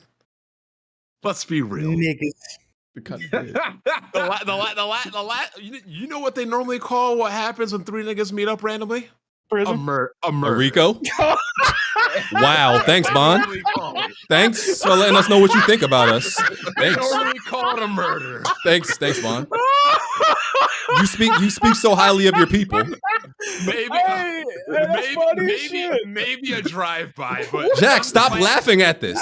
This is reinforcing bad stereotypes. That's fucking hilarious. What the hell? Jack, stop laughing at this. It's not funny. What the fuck? Jack, why? Jack, that's not. Look how he's talking about our people. No, that was funny. I'm sorry, dog. Like, come on, like, look, hold on. Let's just imagine this scenario, right? BG's walking down the street. You run into an intersection, and it's Hard 8 and Zaire, all 3 of you in the same vicinity. You gonna call that random? No idea. I'm gonna call that a crime scene. No idea who those individuals are. Oh my next God. super chat. Clean Wipe said BG get mad when Bond spitting facts. No, that's not the issue at all. I'm just trying to get out of here on time, good brother. But thank you for the super chat. War Machine Guy, hold on. Where's Smooth W for Final Fantasy 16 flop sales? It didn't flop. Yeah, it didn't. So, that's all the super chats for now. So let me go to Patreon real quick. Let's do this trivia question submitted by Dizzy. So he said, what is currently the highest grossing mobile game of all time? Is it A, Clash of Clans, B, Candy Crush, C, Honor of Kings, or D, Pokemon Go? Thoughts? Candy Crush. That's Candy Crush. I'm gonna say Candy Crush as Candy well. Crush. Yeah, I gotta go with Candy Crush, dog. Rand, any guesses? I'll just go with Clash of Clans because no one picked it, I guess. Okay. It is actually C, Honor of Kings, which I've never heard of. What the hell is that? Yeah, I never even heard of that. What the hell? Gotta be I heard all the some other ones. They must charge for everything. That must be some Japanese gotcha game then. So Honor of Kings has made over 16 billion. Monster Strike, this is in order of most. Monster Striker made 10.5 billion. PUBG has made 10 billion. Pokemon Go 8.6. Puzzles and Dragons 8.5 billion. Oh, Honor of Kings is not even Japanese. It's on that 10-cent Chinese shit. Where you don't hop on this, the communists come and put a gun to your head. You gotta put in 3 hours a day, otherwise they coming for your ass. These mobile games are insane, bro. It's insane. Okay. Some questions from Patreon. We got 2 of them. Earl Walker. Starfield is on sale now. Half off 1 week after launch. I guess engagement player count isn't all it's cracked up to be. This game, Metacritic, is dropping fast. Y'all got to stop using sales. The game going on sales. Like damn near every game outside of Nintendo goes on. A week sale. after launch, though, BG. A week after launch. Is that really? Wait. I don't think it went on. I don't think it went on sale a week after launch. I don't know if it went Gaming or some shit like that. It didn't go on sale. Watch it be on like one of those websites, those Green Man Gaming or some shit like that. That's probably it's what not an referring official. to. It's not an official sale. Y'all find some fringe site that's like for some reason selling the game for half, and y'all that's not an actual sale from the company. So that doesn't really count. Yeah, it would have to be like retail, like Best Buy or something like that. Yeah, exactly. Something official. And I didn't see that anywhere. But listen, if you say it happened, okay. The Metacritic drop. It did. Is what it is. Zeke Herman, Street saying Nintendo put out Pokemon DLC that runs worse than the base game. How much longer y'all think Game Freak and Nintendo will get away with this?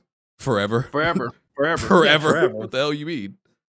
Yeah, I think Game Freak will get away with it forever, but hey, that's why I didn't even touch that shit. Nintendo fan base ain't going nowhere, man. You know what's going on.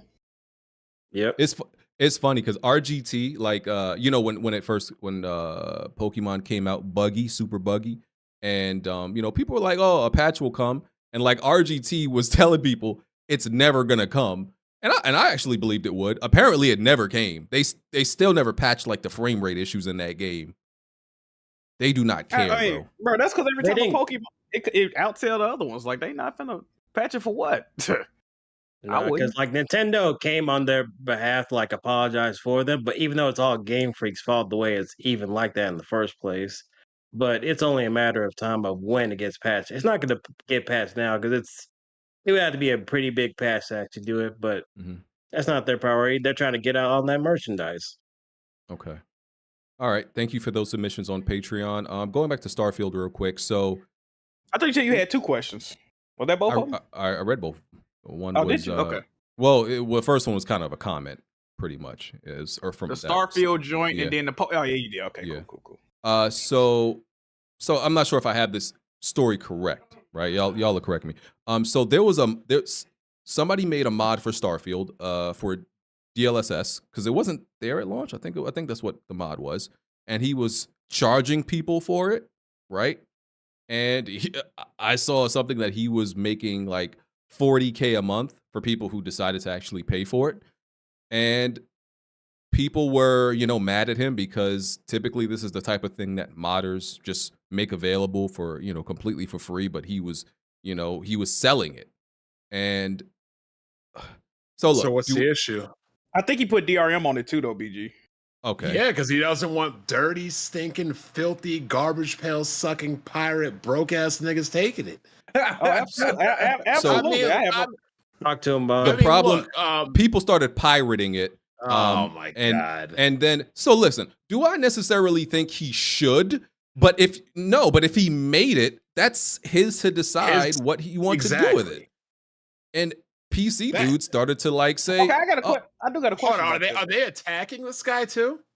Yeah, they're saying he's like trash essentially. How they gonna rob him and attack him? They just this nigga put out a product that is some true nigga shit. I ain't gonna lie, bro. They robbed his ass and then they clowned him as they're robbing him. That's the most broke shit I've ever heard in the longest time. Oh man! So I got an honest question, like a serious question. What is the actual benefit of modding the game and releasing it to the masses like that? You know what I mean? Like if you're not gonna get no, you know what I mean? You're not gonna get no thanks for it, nigga. If niggas ain't buying it, I probably wouldn't do it either. I ain't gonna even hold. Some modders just do it off the strength of like the community and they love it. Yeah, for the love. Let's be real. Modding was way more simple back then. The economy's bad. Inflation's out of control. Hoflation's out of control. We don't know where this fucking country is going. Let that man fucking eat. Mm-hmm. Microsoft ain't do that shit for you. This guy, out of the kindness of his heart, put his time to do something.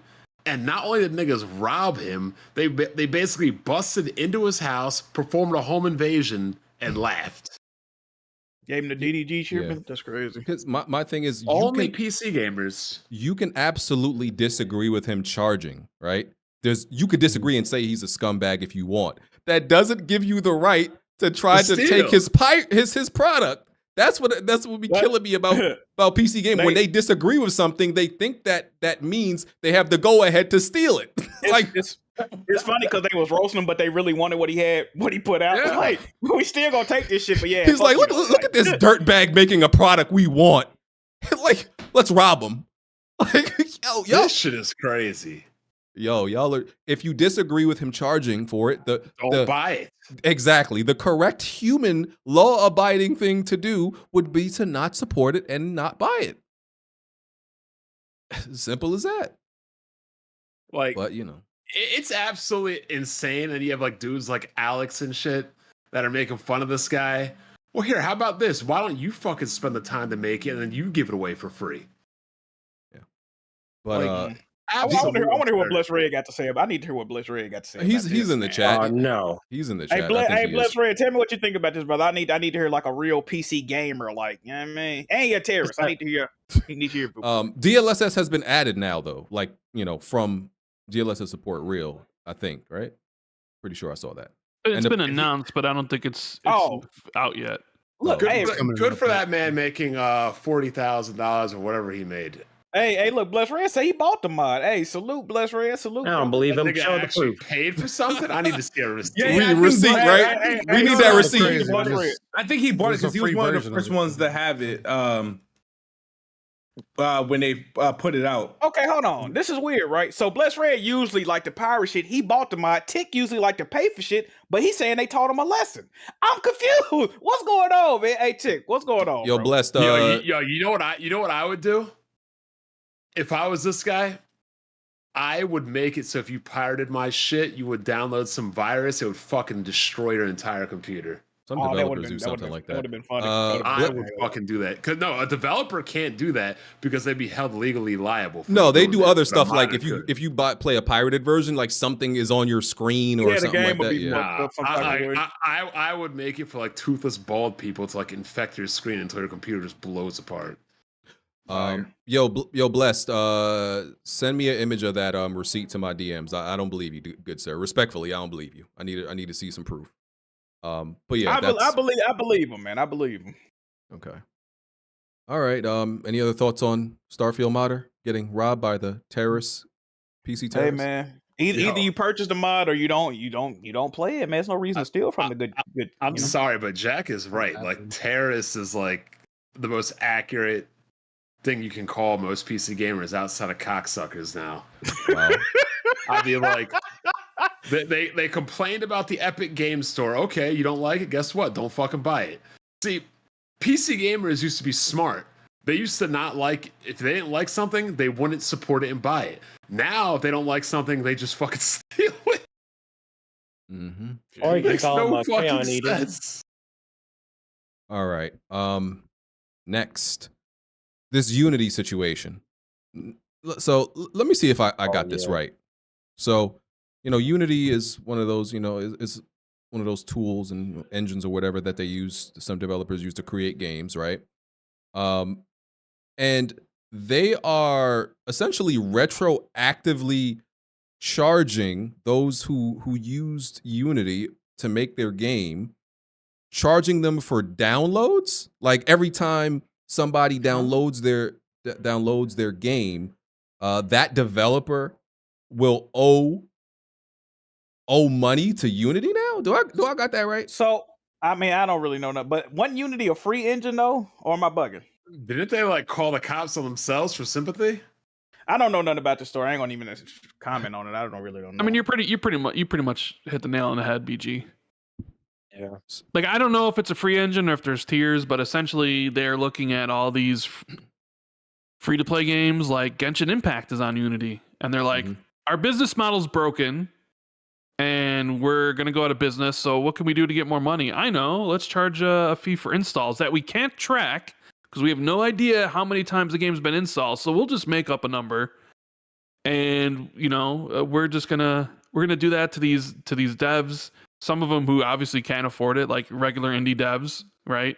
Where it's like, hey, we only made $50,000, but now we're going to owe, Unity like 20 grand or whatever. And they're complained about like, oh, well, Game Pass, because like some Unity games are in Game Pass and those get downloaded quite a bit or whatever. And it's like this whole thing about them. Interestingly enough, the CEO of the company is the guy who turned EA into the most hated company back in the day, John Riccatello. And the other guy who runs it is Mark Whitten, who was basically also in charge of Xbox during... No, he was in charge of Xbox when they made all those dumb DRM decisions and shit back in like 2013. He was like right underneath Don Matrick. So, yeah, I think what I read is that they know their business is dead and they're trying to do something to change it. And this was kind of something they came up with. But the industry is pretty much like, this is bullshit. Because even like the Cult of the Lamb devs, they like threatened to like just delete their game off of the digital storefronts from January 1st. And those are like indie devs, so I know more people will do it. A lot of games use Unity, bro. A lot of games use it. It almost sounds illegal because you can't give me something that's free, you know, or maybe they had to pay for it, but then charge me for something. Charge for something that I didn't know was coming. Have you seen PlayStation Plus? Yes. Essentially, I mean, but they pretty much did the same shit. The only difference is the developers can't control who downloads their game or if anybody installs their game. We can at least cancel, right? And essentially, they would have to shut their game down to like stop any installs and pay. At least we can be like, okay, you're increasing the price of PlayStation Plus. I'm just not going to pay for it. They got to essentially tell people, yo, could you stop installing our game so we don't go bankrupt? It's a little bit, yeah. I get what you're saying. It's a little bit different. Yeah, they got to switch engines, man. Yeah. I mean, that costs money too, and development time and all that. So that's a crazy situation. Damn. Yeah. That's and crazy. What about them calling the cops? They had like to evacuate their offices because Death of like, a murder threat. They was getting death threats. I heard that they called it on themselves. Yeah, it was apparently a Unity developer who called it on himself or called it on them. Yeah, What? Something like that. I did hear about the threat. That's the only thing I heard about. That's ridiculous, bro. That's nuts. Wow. Real clown show over there. Ain't that right, Bun? Yep. Yeah. Straight up. And then real clown show. And then their Twitter like made like a statement reaction to the backlash that they got too. I was playing in the Discord. Let me see. We 189. So my whole point is like, how did Unity make money? Because their engine is basically like WinRAR. I don't understand how WinRAR stays in business when everybody has it, but nobody pays for it. I think when you download WinRAR, they actually like say if you want to donate to us. I don't know. There's got to be some people that donate. Who donates? I don't know. No idea. Yeah, don't know. You gonna read that tweet, BJ? This tweet long as hell. They got Twitter blue, and this shit is like, this shit long as hell, bro. I'll just read the first two. We want to acknowledge the confusion and frustration we heard after we announced our new runtime fee policy. We'd like to clarify some of your top questions and concerns. Who is impacted by this price increase? The price increase is very targeted. In fact, more than 90% of our customers will not be affected by this change. I heard somebody say that's actually like kind of bullshit because pretty much there's a lot of people who like have Unity but don't use it. So that make the numbers, yeah, exactly. So the people who would actually be impacted are the ones who, you know, have made the games. They would still be the main ones impacted. So pretty much they saying a whole bunch of bullshit. I ain't gonna read the rest. Yeah. All right. It's just damage control. Yeah, pretty much. That's crazy. Yes, sir. Lies of P. Well, it's not officially out yet. The early version's out. The deluxe edition is out. Besides me and Jack, has anybody played it? No. I'm waiting for it to drop. I played the demo, but I haven't played the full game. Yeah. I played the demo. I got it downloaded. Have not played the final version. I'm playing it tomorrow, though. Okay.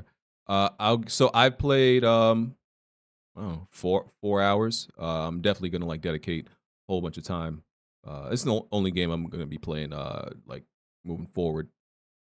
So yeah, I think the game is good. I enjoyed the demo. I knew it was something I was gonna like.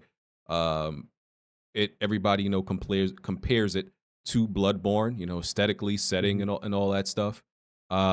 The only thing that takes a little bit to get used to. This motherfucker here, man. Okay, we're good now. Yeah, so the only thing is that it's a little bit slower, right? It's a little bit like, I guess, less responsive, and it seems intentional. It doesn't seem like it's one of those situations where the game is just clunky or anything like that. I think they wanted you to actually feel like you're a puppet, and like the enemies kind of move like that too. They're like robots and puppets and stuff like that. I mean, everybody a puppet, right? Yeah. So I think the movement and stuff like that is pretty much intentional. But I'm enjoying the game, like, you know, the combat setting, the boss fights. It's good so far. There's nothing like really that you know, that necessarily sets it apart.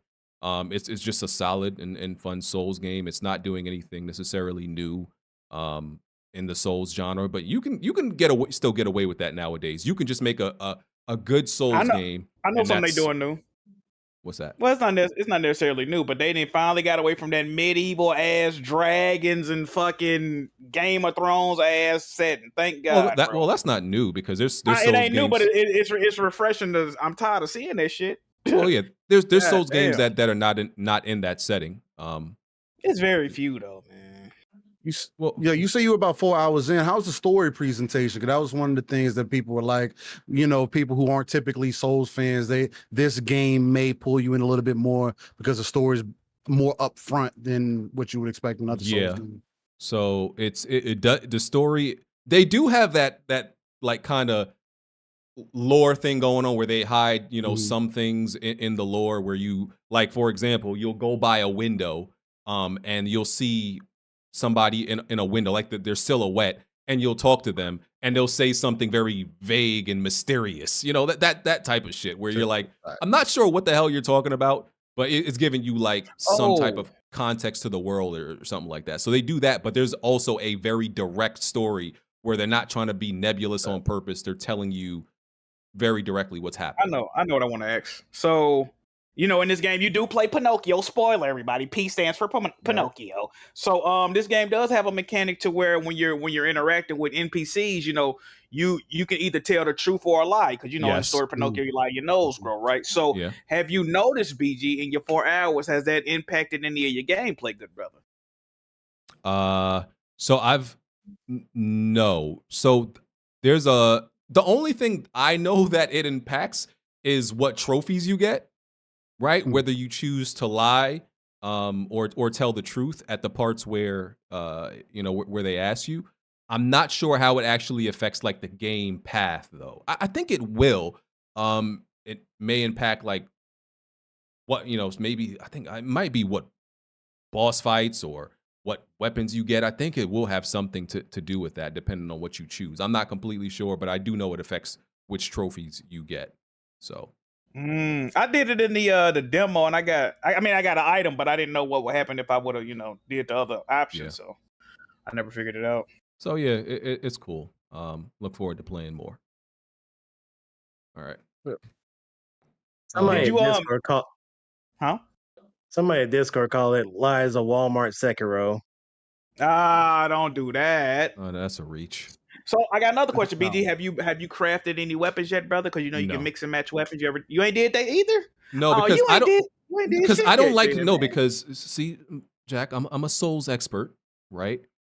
I don't like to use resources too early because you could break them back down. You could separate them again. Still, I don't like to do anything until it's necessary. Man, you bugging, bro. I don't like you can level them up and then break them back down and reattach them different ways. All right, I'm gonna explore it, but like at this point in the game, I just don't really feel like there's a need to. I like to do stuff like, because I hate when you may use something or do something and you waste a resource or material. So, and I get what you're saying, like you could break it back down, but I leave that stuff alone until a little bit later where I unlock. I mean, if you get into the game, you ain't got to do it. Then don't do it. But. No, I'm like BG. I finished Zelda a couple nights ago, and I had so much resources that I never ended up using in the game because I didn't realize I was going to finish the game. Had I known I was like at Ganon, I would have been crafting. I mean, let's just say I crafted tier 4 weapons for the final dungeon. I could have crafted like tier 5, the best things I could have crafted. Yeah, like when you when you beat the bosses in Lies of P, just like it was in Dark Souls. Was it all the Dark Souls or just 1 and 2? I can't remember. It might have been in 3 also, where they give you boss souls and you could trade those souls for like armor or weapons and stuff like that. So you shouldn't use those souls.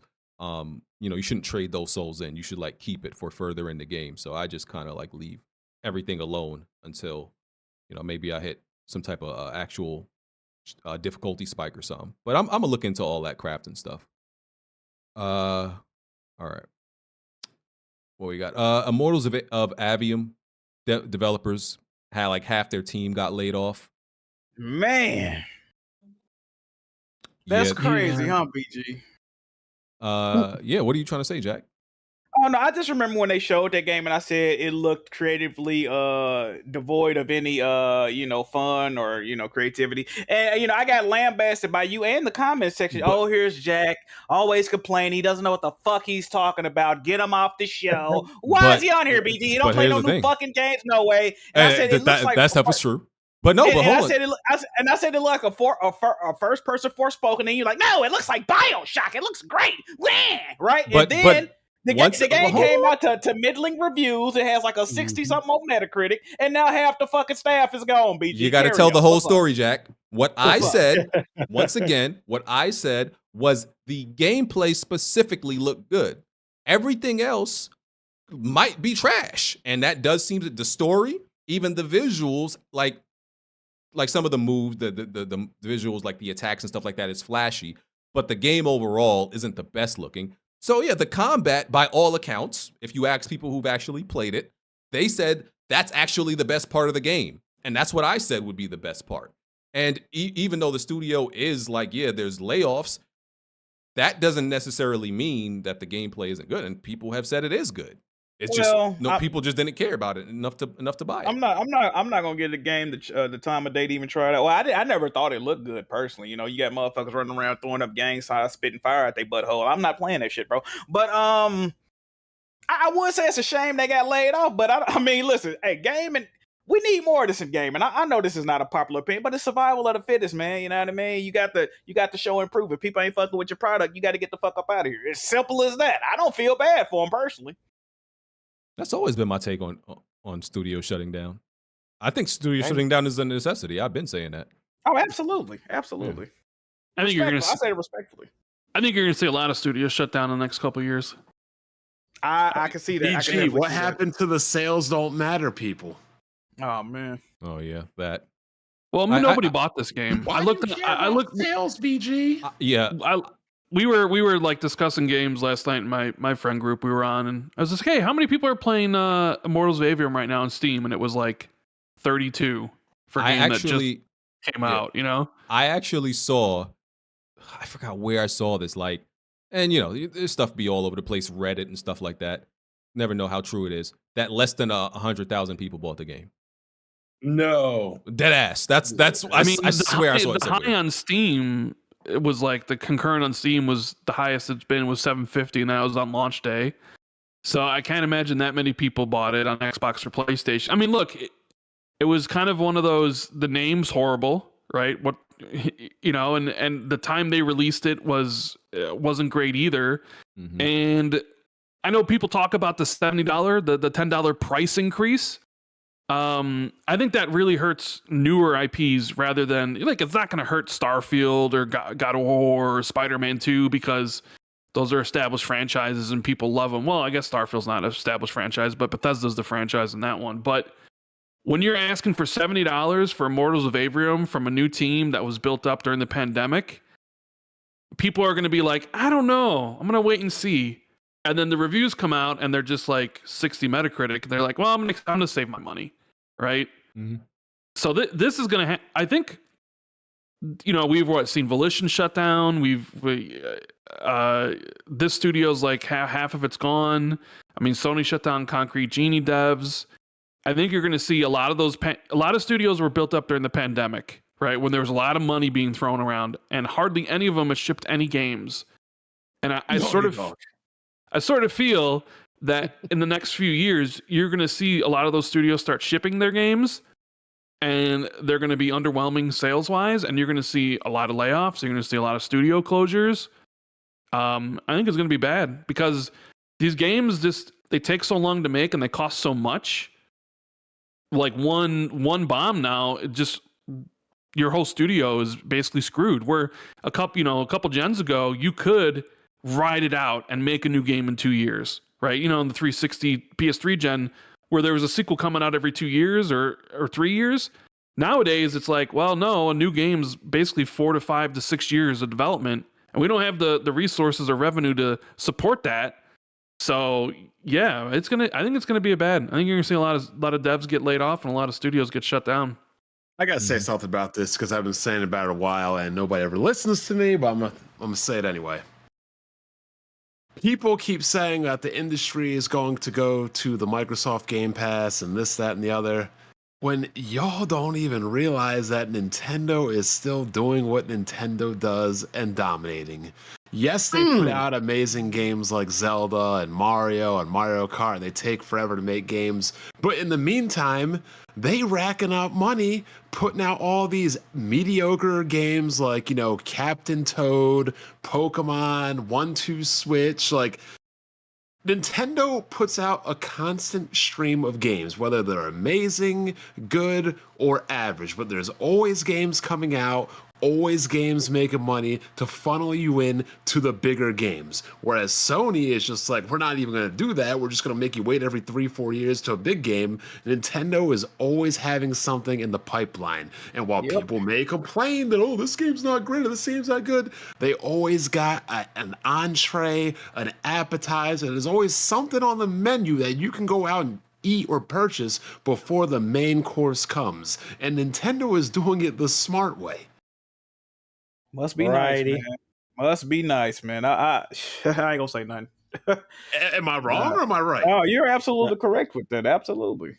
Oh yeah, the commentators are gonna come after you, Bond. Because for how many weeks have we said, I've been like, yo, Nintendo has the most games, fact. The most new IPs, fact. The most exclusives, fact. The highest rated games, fact. The most games, fact. The most online games too. The most online multiplayer games. Yeah, they got all that There's shit. not one metric that Nintendo that you can rank games by. Nintendo is not obliterating Sony and Microsoft at. And here's what's crazy. I'm not trying to be a bald, malpracticing doctor.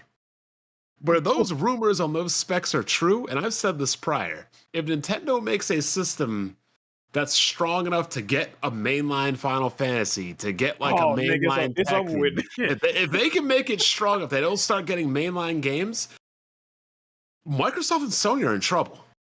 Big trouble. That's the only reason they went to Sony to begin with, because they didn't, bro. We know what's going on, bro. A lot of these Japanese games, they are only on the PlayStation by default, only because the Switch isn't strong enough. Exactly. A lot of these Capcom games, they skip the Switch because the Switch isn't strong enough. If Square Enix had the option, a stronger Nintendo system or PlayStation, they putting that shit on Nintendo. Oh my bro. God, yes. No questions asked. None. They wanted to do that originally. Like, people forget this shit. Like, yeah, it's gonna be a problem, bro. It's gonna be a fucking issue. If this thing, we're getting to a point now where you got fucking Apple phones that are coming out as strong as game consoles. It's gonna get to the point where Sony and Microsoft are all about, oh, we want cloud this, cloud that. No, Nintendo's like, we're about to give you this shit native and fuck you all over. Y'all keep sleeping, but like I said before, and I've only probably been wrong twice. But as soon as that nigga went 6 feet under, it was nothing but clear pastures and wide open road. All right, Bond. It says Sony literally saved Square. What are y'all talking about? We're talking about originally when Nintendo and Sony made an agreement to make a disc attachment for games like Final Fantasy, and when that fell through, that's why Final Fantasy VII was only on the PlayStation. If you going back to the other Final Fantasies fall after that was only on PlayStation too. Because Nintendo did not want to make a disc-based system, which they partnered with Sony to make. Go back and do your research, brother. Do your research. I think everybody knows that. Jack, clearly not. What's up, Jack? Tell me when I'm telling lies. You are 100% true, and it's a reason games like Octopath Traveler 1 and fucking Live Alive, all that shit be coming Bravely Default first, bro. Because them games are not hard to run. But if the Switch was a capable system of running some shit like Final Fantasy, they would tell Sony to go fuck themselves immediately. There's no doubt in my mind. They didn't want to work with them niggas to begin with. Like, y'all got to do y'all homework, man. For real. Or just be on more platforms. I doubt that. Oh, Tick is upset, says Nintendo is ass. Well, guess what? It would just be on more platforms. Like, I don't understand the... No, okay, hear me out on this. You think it's bad that games skip over Xbox and only go to PlayStation. Let Nintendo put out some more powerful hardware. Shit, nothing gonna be going to Microsoft. Yeah, every single Monster Hunter game would come to Nintendo, never touch a PlayStation. And that's what I'm saying, bro. That niggas is not realizing this shit. Or it bro. would Like, just be on everything. And it won't, bro. It's not going to PC, but that's it. It would just be on everything, especially with this new Square Enix CEO. That's clearly what he's indicated he's going to do. Like it's even going to go to Xbox most likely. You telling me the PlayStation wasn't strong enough to run Bravely Default, any of them games? The first Octopath Traveler, Live Alive when it first came out. Like, why were they exclude? Why are they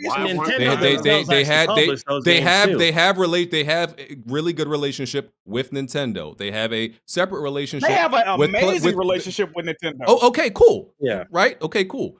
And I'm not disagreeing with y'all, but y'all are making this into some like bigger shit than it is. The shit, especially under this new CEO, the shit would just go everywhere. PlayStation, Xbox, and Switch. Keep sleeping on Nintendo. Like I don't perfect example. Like why is this even? I don't understand why is this even a topic. Perfect example. Well, let me get this out real quick. The Legend of Heroes games were only on PlayStation. That Switch started picking up. All the Legend of Hero games are now on Switch. Hey, Bond, you know what's funny? What BG saying? You know what? Working exclusively with PlayStation and got Square Enix, they lost $2 billion in value. that's what working with PlayStation and got. No, that's not what Jack. That's not what happened. That's not what happened, Jack. That's not what happened. Stop. Jack, listen. This is why this is why we can't have serious conversations with you, Jack. Because you embellish everything. It's so dramatic. Hold on. Look, I'm gonna tell you. Oh my God, everything is so dramatic. BG just tried to do this shit on the podcast yesterday. He was like, Lord. It ain't because they work only with PlayStation. They was losing $2 billion because of the games they putting out. Asa from Game On Daily said they lost $2 billion after the release of Final Fantasy 16, which is only on the PS5. Jack. I need you to listen to what you're saying. Jack. I know you're trying to be very exaggerative, and Jack, listen that's what the fuck going on. Jack, listen to what you're saying. You're saying because something happened after it, that means the thing that happened before it was the cause. That's not how causation works, Jack. What I'm saying is they Jack, and hold on, Jack. The article that Asa is talking about. It literally said that in the article. Why? You're not arguing with me. You're arguing with the reporter. The reporter literally said, you can go read it, the reason why Square Enix has lost $2 billion is because of the games they released before Final Fantasy. Why are you arguing with me? Cool. The reporter said it. The games they released before Final Fantasy wasn't on Nintendo. Dickhead. What? Exactly. Jack, what point does that, what are you talking about? What point does that prove? Avengers, that fucking, what was that shit? With Platinum Games, that bullshit. Okay, Jack. If Avengers was on Nintendo, do you think they would still make money? Yes or no? Yes, it would have sold more. Yes, of course. What? What? I mean, they already have a Marvel Ultimate Alliance. Oh, no. Wait, no. We gotta stop. Jack just said something mad fucking stupid. Jack, hold on, Jack. You think that if Avengers was on Nintendo, as dog shit as it was, it would have saved Square from losing. That's not what you asked. That's what I'm asking you. You're adding words. No, that's what I'm asking you.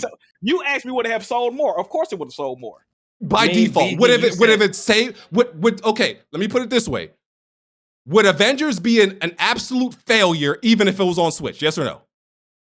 I don't know. Jack, okay, this is why I can't have conversations with Jack. Come on, bro. But BG, we know what type of games Nintendo fans buy. You think they about to buy garbage ass Avengers? So let me ask you a question. Go ahead, Jazzy. No, I was saying BG thinks that Nintendo fans are gonna go up and support the Hogwarts Legacy port. Like, no.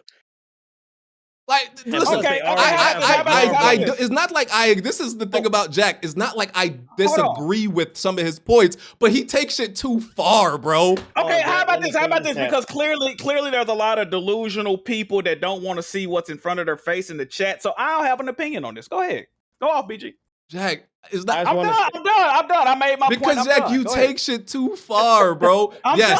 Square Enix are fuck ups. Absolutely, we agree on that. Them losing $2 billion of value is no issue. It's no issue. Go ahead, y'all. Jack, that's not the argument. That's not the argument. I'm done. They lost $2 billion. The article literally said what caused it. and you're arguing with me about what caused it. I'm just telling you, go read the article. Unless you're telling me that we know more than them. Go ahead. Go ahead. They have I've been tracking these games that they have been releasing, right? I pay attention to them. And I can tell you, one, most of them have been dog shit, and two, they ain't sold shit. So Final Fantasy 16, all I'm telling you, that's not the problem. And the exclusivity is not the problem. It's the dog shit games. You know what? I'm gonna go ahead and ban everybody that's being ignorant in the chat since y'all want to. See, I wasn't gonna do this, but okay, let me just ban everybody. Y'all can beg and whine to BG to add y'all back. But until then, y'all can suck my fucking dick. How about that? Y'all can suck my dick, get banned, nigga. Fuck you, bitch ass niggas. Suck dick, eat ass, faggot. Go ahead, BG. Jack, you know you can't say that. Them niggas is faggots. I don't give a fuck about this Jack, shit. you said it again. Bitch ass niggas. Yeah, I'm gonna take it. Rand, I'm gonna just blame Rand. East Memphis. What I live at? 1338. Stop. No. Yeah, 1338. 1338. Rand. East Memphis 3119. Y'all can pull up on me. Shit always goes up for Rand, bro. No, I'm gonna hurt one of these bitch ass niggas. They always talking stupid.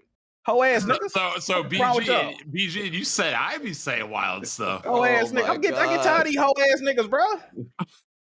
Y'all play with y'all mammy. Don't play with me. I ain't the one. Hoe ass niggas. Yo. Fuck wrong with y'all. Now y'all bitch ass niggas getting banned too. Say something else stupid. I be trying to keep it cool with you bitch ass niggas. Jesus Christ.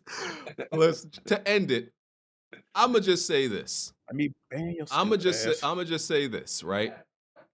All you gotta do is look at the breadcrumbs and look at the games that have been performing poorly. Right? Exclusive or not, it's the ones that were bad that caused the problem. The exclusivity is not the problem, it's the quality of game. That's all I'm gonna say. And I think that's been very clear.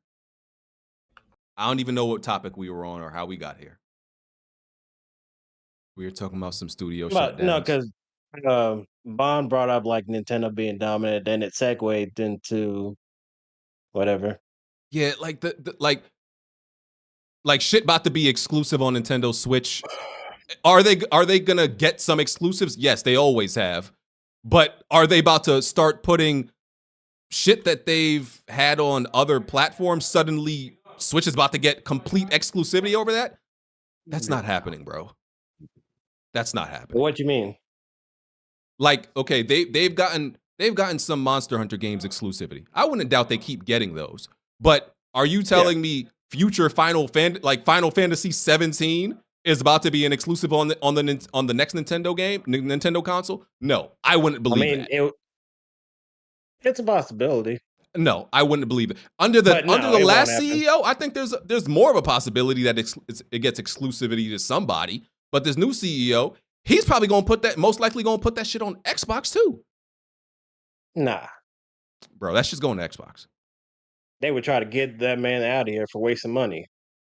The next Final Fantasy is going to Xbox, bro. Yeah, it is, and I'm not even a Square Enix fan. Actually, Final Fantasy 7 may finally come as well.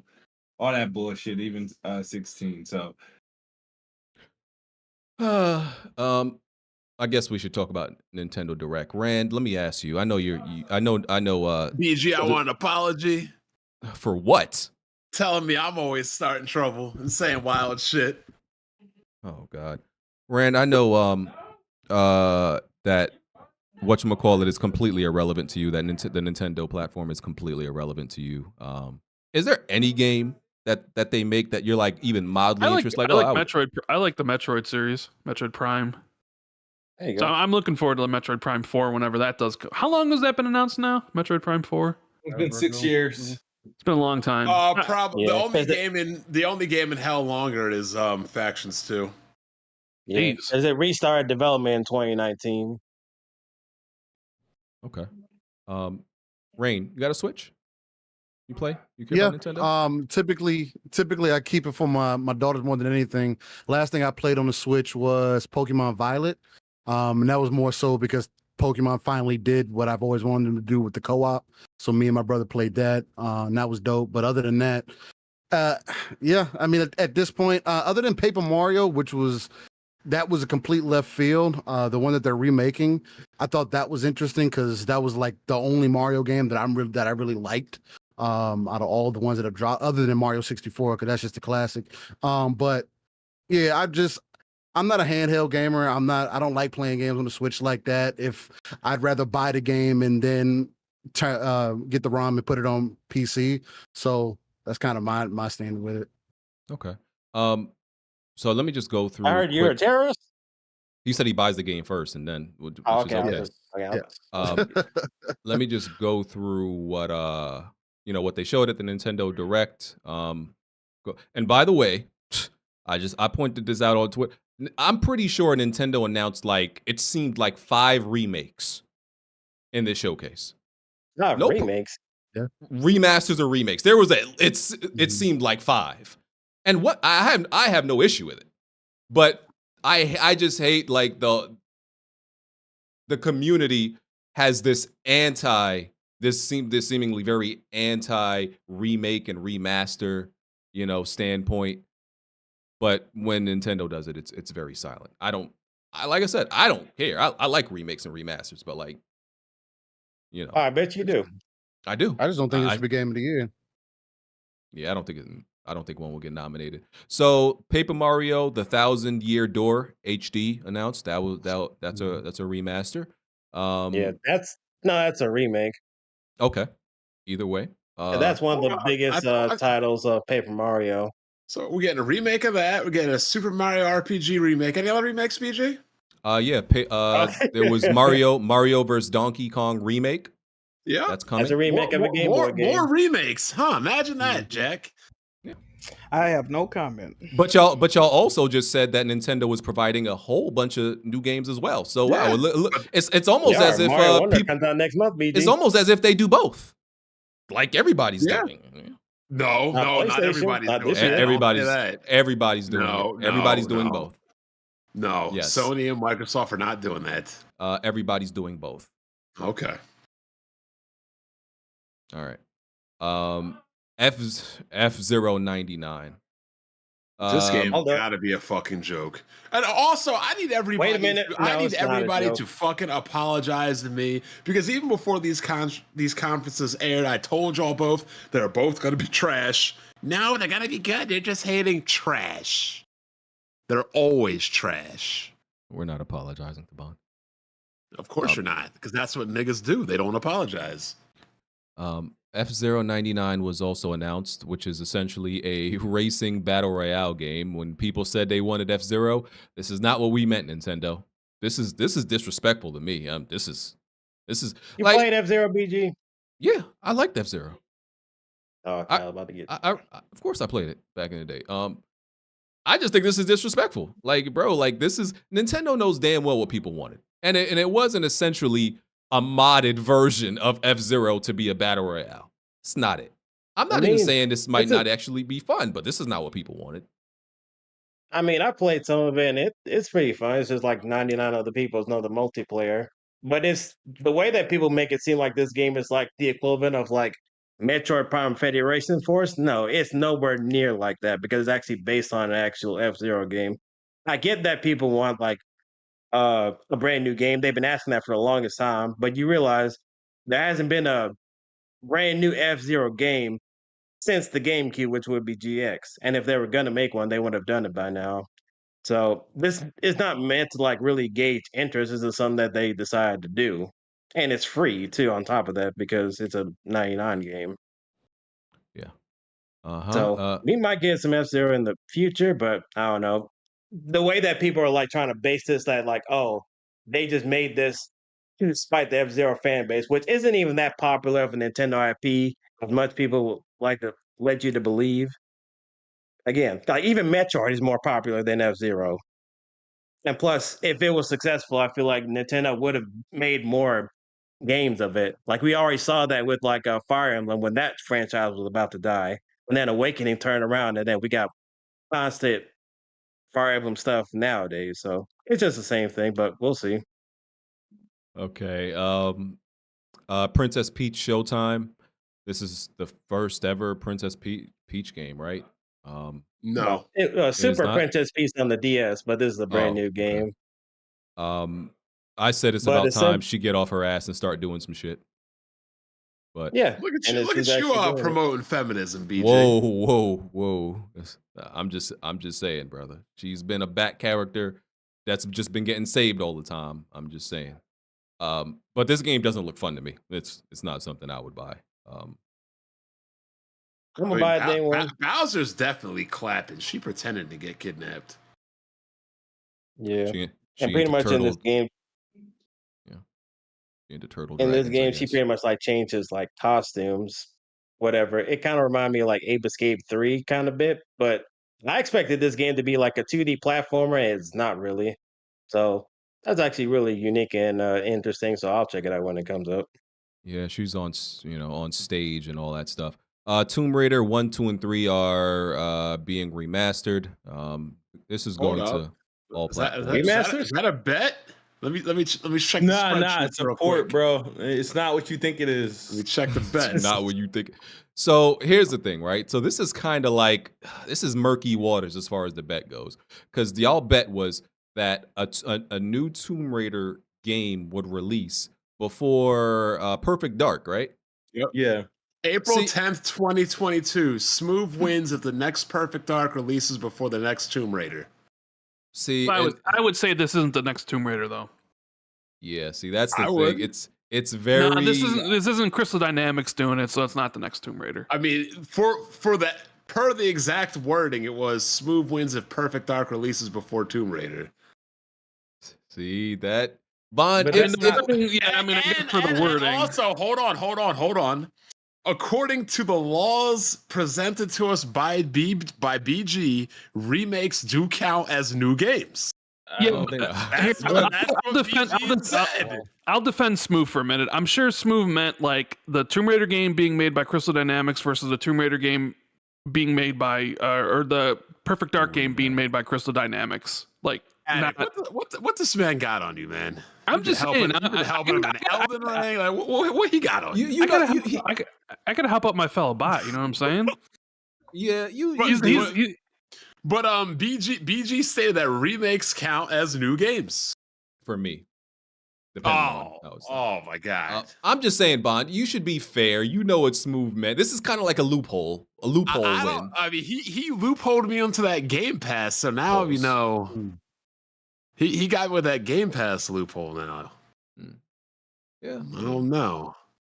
Should I give him a 50% off buyout? Nah, that don't count.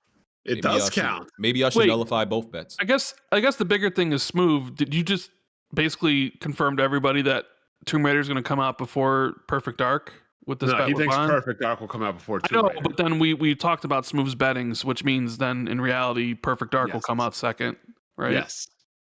Smooth, what you doing? I'm confident that they're not going to put out a AAA, especially with Embracer Group behind it. Yeah, Perfect Dark. But Amazon's funding the Tomb Raider game though, not Embracer. Oh.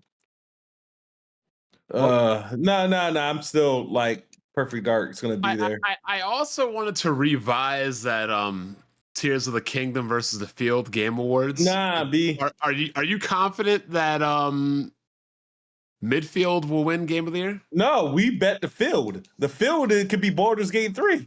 Oh, I'm sure, but I'm saying we could also bet that if Midfield wins, you get double. If neither wins, then it washes.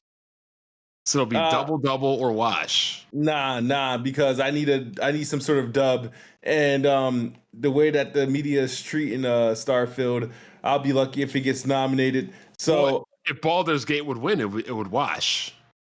Yeah, but the thing is, right now as it currently stands, if Baldur's Gate wins, I win. True, but we know that's not going to happen though. Yeah, thank you, Smooth. Moving you on. Help me win my bets. Luigi's Mansion. Luigi's Smooth, Mansion. I'm going to Vegas next month. Can you come with me? Yo, we got to go to the roulette table, right? You're going to put your money on red, and I'll just bet 10 times the amount on black, and we just got to do that all night. Anyway, Smooth continue to. Well, I'm not getting involved, but Luigi's Mansion 2 HD. That's another remaster that's coming. Yeah. Some 'Cause- Splatoon 3 DLC. Go ahead. I was about to say because like Luigi Mansion 2 is just Dark Moon from the 3DS, so it's not now that's getting brought over. I'm wondering if Luigi's Mansion 1 is gonna be brought in there because remember they did that remake on the 3DS while the Switch was out. So we'll just see, but Super Mario RPG remake. They showed Oh, another that. remake. Yep. Some more content coming to Mario Kart 8. Mario Kart 8, I've said this before, but it's a games as a service, if people don't realize. Detective Pikachu Is it? returns. It definitely is. Pikachu. Nothing wrong with that. What else? What'd you say Pikachu BG? Pikachu. Why? No, wait. Pikachu? Listen, we're not doing this again. How I say it is how it is. Like, who the fuck cares what this yellow rat, how to pronounce his name properly? That yellow rat's more popular than everything on Sony. And the yellow That's rat great. actually says the name and pronounces Pikachu. I know y'all not about to like run me down about what this yellow rat, the proper pronunciation of its name. I know we not doing this. How you say pizza, BG? It don't matter. It's a yellow rat. It's a fictional yellow rat. It doesn't matter what its name is. Let's move on. All right. I don't really care about Unicorn Overlord, Saga Emerald, another code recollection. Oh, wait a minute now. That Unicorn Overlord game is made by Vanillaware. They're the people that made 13 Sentinels, Odin Spear, and Murmaster the Demon Blade, and they usually published by Atlas now. So that's their new game that they've been working on. I didn't expect it to see the direct at all, but it looks okay. It's a strategy RPG. All right. Trombone Champ. I thought that was a joke. There was some shovelware in this show, if we being real. Nintendo. BG, I thought you would like that because you like rhythm games, right? No, I actually hate musical rhythm games, sir. I'm good on that. Oh, now you hate now you hate rhythm games. Oh, okay, well, combat rhythm games specifically. I'm not blowing a trumpet, dog. No, I'm not doing it. Whatever this is. I'm not playing a game where I'm not doing that. Jazzy, stop messing with me. Now's not the time. I'm not doing that. I like other rhythm games. And that was What kind of rhythm games? And you were in Chronicles. I forgot to mention that. So that was No, the you Nintendo forgot Direct. one game in particular. What's that? It was the another Recode collection. It's pretty much like a Nintendo IP that was on the DS that's getting like a remake, but also the Wii game that game actually had that never got localized is actually coming a part of this collection. Because it's this girl named Ashley. She's just trying to find her parents pretty much between like both games, but it's just through like a adventure, like kind of like puzzle game pretty much that actually has the gimmick of like the Nintendo DS and I think the Wii on the one that never got localized. So we'll see how it is on the Switch. That'd be pretty dope. Okay. All right. Mortal Kombat is out for the Deluxe edition, right? It's not officially out yet, right? Yeah, for premium. Okay. So we don't gotta talk about that. Since it's not actually out yet, probably talk about it next week. Jedi Survivor got a patch on that, that brings the console versions to a solid 60 FPS, they claim. Why do we have to have these words? Smooth 30, solid 60. Like it should just be 30 or 60. What is with this smooth, rough, solid? Whoa. Like this is getting stupid now. Qualifiers.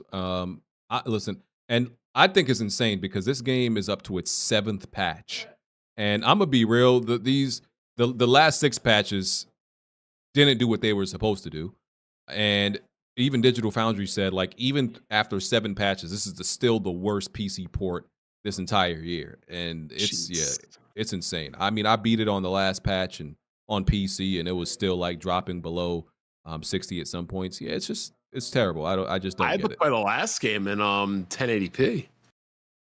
Yeah, it's bad, man. It's crazy. Because it's sucks because actually a good game. You know. Yeah. Yeah. It's $48 on Steam right now, 30% off. Yeah. Is Jedi Survivor not a cross-gen game or no? They going to were be. saying they're going to make it a cross-gen game, and I'm like, yo, can you like patch the current version? Yeah, it's going to be. So, and they had to remove ray tracing. I think they said to make the game. Yeah, out of the performance mode, which I don't know why they kept it in there to begin with, but yeah, that's why I'm anti ray tracing. What else we got? Embracer Group is reportedly considering selling off Gearbox Entertainment. You know, Embracer Group has been doing nothing but layoffs, selling, shutting down, releasing garbage. Yeah, that acquisition was terrible. Terrible. Like nothing good outside of maybe what's that zombie game, Smooth? what do you mean? Dead Island? Yeah, Deadfall. They're under Embracer, right? Not bugging. Are they? The people that made Dead Island 2? Aren't they under my Embracer? God. Or maybe I'm bugging. Deep Silver's under Embracer. Yeah. That's the only slightly positive thing that have coming out that's come out. So, other than that, it's been terrible. So, yeah. What else we got? From the Negro Casual collection, I haven't heard any real conversation about this or anybody even mention it. NBA 2K24 came out. Yeah. Hardhead, tap in. Oh God. Smooth. I didn't buy this. Nah. Anybody care? Steel? Nah, 2K? No. Nah. Oh man. I heard it's like the worst reviewed game on Steam ever or something now. Wow. I'm cool. Something like that. Until 2K get a permanent server fix and you don't have to have 6 different shots for everything that you do in 2K. They got other things to fix first before I come back. Yeah. I haven't. It's so funny. It's been so quiet about 2K24. Literally have not even seen anybody mention it. I was like, the only reason I even know it came out is because my my nephew was playing it, and it's funny because he's 17, right? So I get to see talk to him about when he started games. So he actually has never played these sports games when they were at their best. He doesn't have that experience like we have, with Madden and 2K, and we actually remember when. Oh, what do you mean when they were at that? What do you mean when they're at that? I thought games are better now than they've ever been. They are, but sports games in particular have gotten worse. Okay. Yeah, nuance. Sports games have definitely gotten worse. But that's probably. I would argue that fighting games, first-person shooter games, and many other games have gotten worse too. I mean, I don't know, with Street Fighter, Mortal Kombat, and Street fighting game fans seem to be very thrilled at the moment. Yeah, they seem pretty happy to me. So I don't know. Yeah. But yeah, I'll move on from 2K. What else is there? Resident Evil 4, Resident Evil Village, Assassin's Creed Mirage, Death Stranding joins the list of games going to iPhone 15 Pro. I don't respect none of this. I hate when Apple talks about games. No self-respecting person is playing these games on their phone. When they were, I'm not taking it serious. Yeah, there's no market for full price games on mobile phones. It's been proven over and over and over again. Yeah. Nobody's gonna buy those games because nobody pays $70 for games on their phones. It's just how it is. And don't, when you play these games, I wasn't sure if the image I saw was real. The buttons are on the screen, correct? So so who wants to play Resident Evil or any of these games with these big ass buttons on the screen, literally taking up most of the screen? You can't even see the game. Who wants to play like that? Yeah, there's a lot of phone games. They're designed with actual phones in mind, so they work around the actual interface of the buttons as well. So yeah, I think they did this not for actual utility. This is something we want to sell. I think it was like a flex. Oh, look, full AAA games are running on our phone. think it's just like a flex. It's not a real thing people are gonna utilize. Oh, somebody said backbone. All right, whatever. Moving on. Oh, the backbone. That the accessory attachment that people put their phone in and play games. Oh, okay. Yeah. Everything it's so inconvenient because most of the time you got a case on your phone. If I got to take the case off to Yeah. put that on, Yeah. like, it's just too much, bug. I already don't enjoy that experience, so it's like I want to. Yeah. I can see it for the younger audience. Yeah, I be telling people that people like just for I mean I'm not into that remote play and all that cloud play stuff, but my thing is if I definitely don't want to have something that completely preoccupies my phone to do it. Like I want my phone to be free in case I need to use it for something and not have it running a game too, overheating and shit. You need to order from that Uber Eats, right? Shut up, on.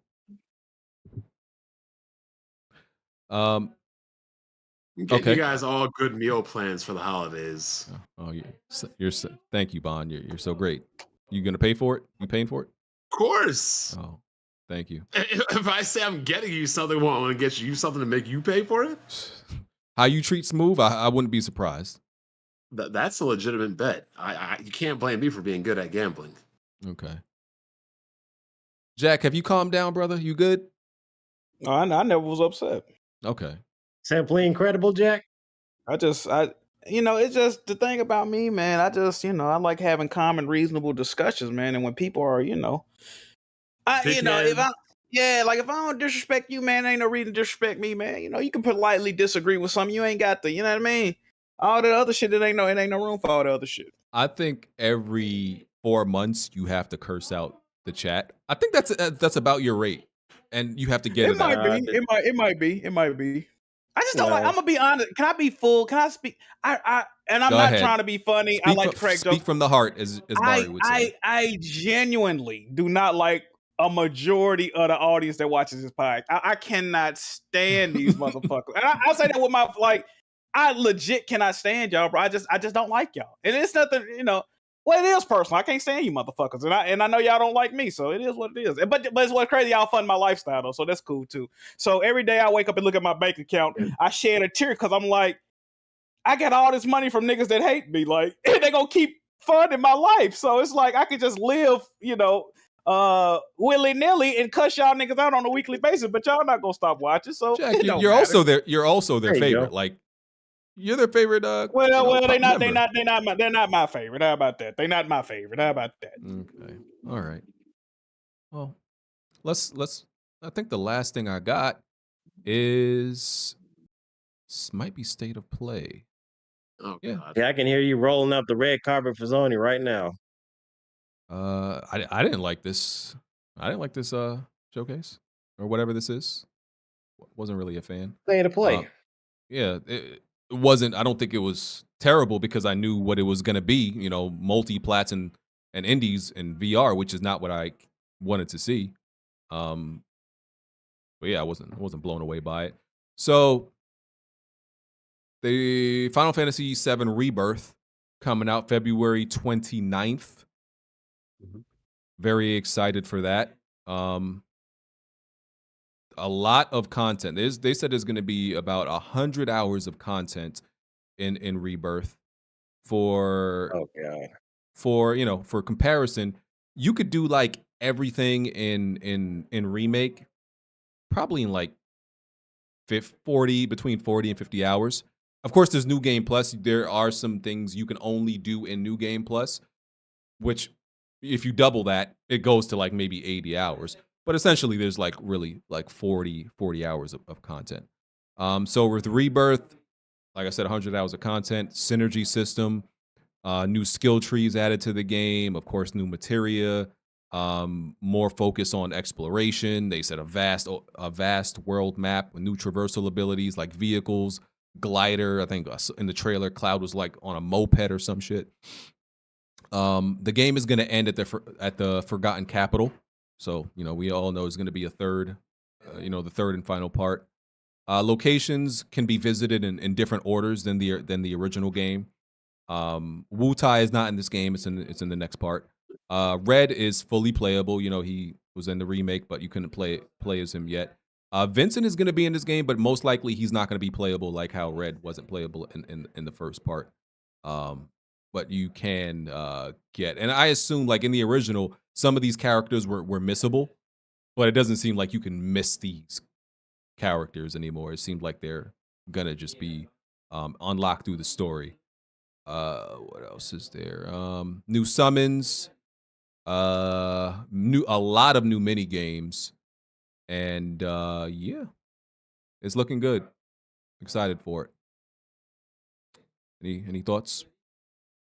You think that 100 hours they were talking about, you think it's actually going to be like meaningful content, or you think it's going to be, padded fluff? Because I heard that was a complaint from like part one that it had. I think it's going to be side missions like what part one had. That's what made the game longer. It's side missions and all those mini games because the original had a lot of these mini games, like especially when you get to Gold Saucer. So there's going to be mini games and a whole bunch of side missions that obviously weren't in the original game. And some of the side missions in remake, like absolute pointless and garbage. It's just, it's pad. But some of them I actually enjoyed. Some of them were good. So, yeah. Anybody else? Anybody care? Rebirth? I would like to just say that Square Enix has been carrying the hell out of PlayStation over the last 3 to 4 years. 6 exclusives from 2020 to March of 2024 coming up. They've produced more PlayStation content. I only disagree with that, Smooth, because a lot of those games weren't good. So that's the only reason why I disagree. No. That's not the problem. I mean, they might not have been great, but no, I'm just saying when they literally allowed PlayStation to not release anything pretty much all year because Square Enix has been pretty much feeding them. So no, but I'm just saying the word carry. When you say the word carry, kind of like means that you're doing something good. Right, you can't, and all I'm saying is you can't like carry a platform by releasing garbage, right? People say Insomniac, and it's true. Insomniac has been carrying PlayStation because they've released nothing but good games, and they've released them at a good pace. But I don't know if you can carry by games. But I don't know if you can carry. I get what you're saying. Like they've definitely been in bed with Sony, but I don't know if they've been carrying them by releasing garbage. Like I don't know, like was Valkyrie Elysium exclusive? I can't remember, but like Forspoken, absolute garbage. Like, you know what I'm saying? Like, I don't know if that's a carry. You're not helping much. But what Smooth means as far as like PlayStation 5 exclusives, because that's pretty much the only thing they have is like first party wise Spider-Man. So that's why people put up Final Fantasy 16 and like Forspoken up there, like their first party PlayStation games. I think that's what Stu was talking about, right? I get what he's saying. They've been providing them with exclusives, but I don't know if garbage exclusives, because there's been if we go to last gen, there's been like Xbox got some exclusives, but they from other than first party, but they weren't good. So I don't know if I would say like there hasn't been one publisher that only provided for Xbox outside of the first party, right? Because nobody would be right in their mind to do that dumb shit. I mean, well, Square Enix is hurting right now, so I'm just saying. I mean, I get what you're saying. It's not mine. I get what you're saying. All I'm saying, I think carry means you have to provide good games and they have to sell. See, you're saying all right. You think carrying? So you're pretty much saying it's not considered carrying, right? So you say Insomniac carried PlayStation because they've been producing good games, right? Yes. I don't. See, I get that in terms of from a quality thing, but when you consider the output of games, I feel like Square Enix has been responsible for 50%, actually maybe 60% of all the PlayStation exclusives in the last 4 years. Because they release shit like at a really bad pace. I mean, and then they come out and die immediately, like Babylon's Fall. Like put it this way, I forgot about that. Yeah, exactly. Like, okay, if you remove all of the PlayStation Square Enix games, is PlayStation really in a different place? Aside from, like, maybe you could say with Final Fantasy 16, But is PlayStation doing any worse if you remove all the garbage Square Enix games that are on it? I mean, I don't think so the garbage exclusives you would consider what, Babylon and Forspoken? Babylon, Forspoken, Valkyrie Elysium. There's like 2 others that they released on exclusively on PlayStation. Avengers.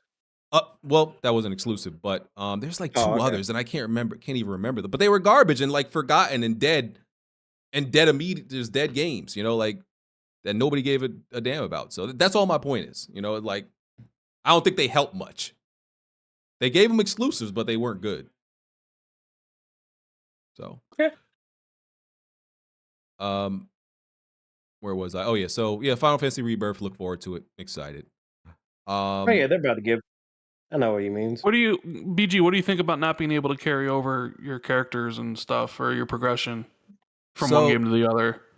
So the logical, I guess, explanation that everybody, I guess, accepts is that it's because of a balance issue, essentially, right? Because, for example, like I have every single materia maxed out on Remake. So I guess I can understand that if I suddenly just instantly had access to all of that, they have to like design the game around the fact that somebody may have all this materia and be super overpowered. And I don't know what the solution. Yeah. I would definitely like to have all my materia. I would like that. But I don't know what the solution is to balance. Maybe you put all the materia I had back to level 0. Maybe that could have been done. What the only thing they are doing is if you do have a saved Final Fantasy 7 Final Fantasy Remake file, then Rebirth is going to read that, and you're going to get two materia summons from Remake. But that's it. So yeah, I would like my materia. I would definitely like my materia. No way around it. Would love to have all of that because it feels like kind of feels like I maxed all of those out, kind of for no reason, just for the remake. Just in the world of the remake, that makes the games feel very, very disjointed and very separated. And they'll do the same thing for 3, whereas like all the things you get from Rebirth won't carry over into the next one. Yeah, exactly. So I didn't mind that they were splitting the game into 3 parts, like some people were bothered by it. I'm like, I don't really care. But not being able to carry over my materia, that's a big downside that I'm not happy about. So does that make you want, like, for the new one, are you going to want to max out your materia, knowing that it won't matter for the 3rd one? Yeah, because if I'm gonna play New Game Plus, I'm still gonna need maxed out materia. Because in New Game Plus, it's New Game Plus is essentially hard mode, right? You can't use items. So like in the regular game, you can use items to heal and all that stuff. You can't do that in New Game Plus hard mode. You have to completely depend on your materia. So you're good. So to really like be able to beat the game, you're gonna need to max them out anyway. So. Sucks, but it is what it is. Spider-Man 2. So details on Spider-Man 2 real quick. 30, 40, and 60 FPS mode. All with ray tracing, 120 hertz VRR support. More destructible environments, over 65 Spider-Man suits. Some quests will be specific to Peter Parker or Miles Morales. Map has nearly doubled in size. It includes Queens and Brooklyn now. Points of interest are going to have like visual cues. What else is this? There's new abilities.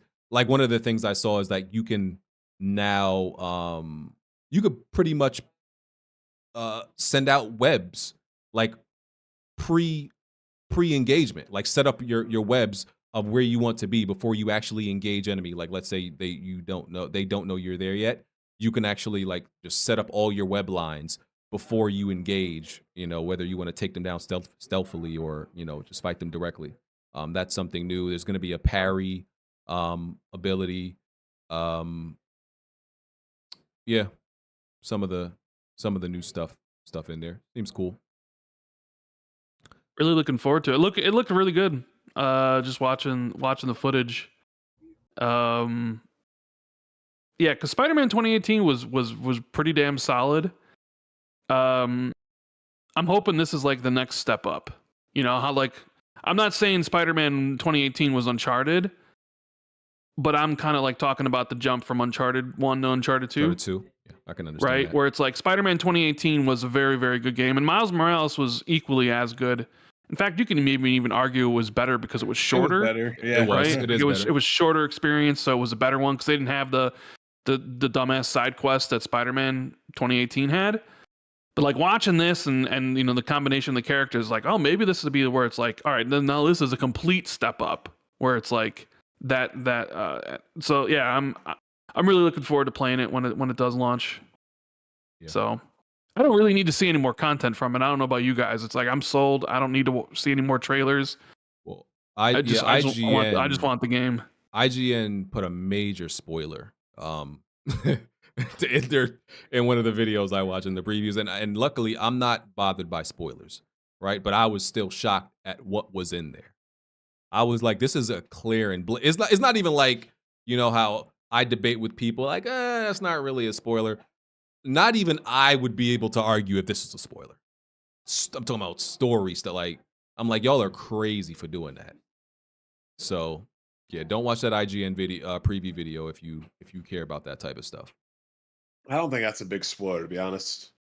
I think it is. If you're okay, if you're a diehard Spider-Man fan and you know all this stuff, then you may know this, but that doesn't mean you want to see it in a preview. You know what I'm saying? Like, and you may not know that's how it's going to happen. You may know it's gonna happen, but you didn't know that's how it's gonna happen. So I'm just saying. Send me a DM. I'll figure it out if it's something I would know because I'm a diehard Spider-Man fan. Okay, let me tell you real quick. And I'll DM you while we move on to the next thing. What was the next game? Resident Evil 4, Separate Ways, Ada DLC is coming out. Next week, September 21st. Look forward to that. Excited to play that. More Resident Evil. Never going to complain about that. Any thoughts on that? Hopefully it's good. Sometimes most Resident Evil DLC is kind of like iffy. Mm-hmm. But I mean, Separate Ways existed back then, so hopefully it's a nice meaty expansion. Yeah. Yep.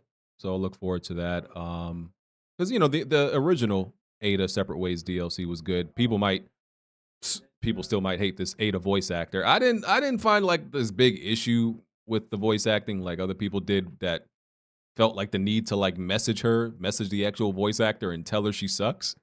I don't think it was that serious. Like, let that lady live. It works. Avatar, Frontiers of Pandora, new story trailer. So me and a lot of people think that this is just going to be Avatar Far Cry. Looks like it, doesn't it? Yeah. That's what I think it's going to be. What do y'all think? I mean, it clearly looks like it's a reskinned Far Cry, just set in Pandora. I mean, it's in first person. You know, like I don't know. Yeah, that's one of the first things I thought of too. It was like, well, this just looked like, well, we haven't had a Far Cry game in a while, so let's do it. Avatar Far Cry. I mean, it could work. Yeah. Looking forward to it. I think it's going to be underrated, pretty good, pretty much like how Immortals Phoenix was. I love Far Cry 6. I'm digging it. I think it's going to be good. Well, what game are you playing right now? You can hear it? Yeah. I'm just curious. Mortal Kombat. Oh, okay. Yeah. Jazzy, I just messaged you. Do you think that's a spoiler? Okay, I've seen it.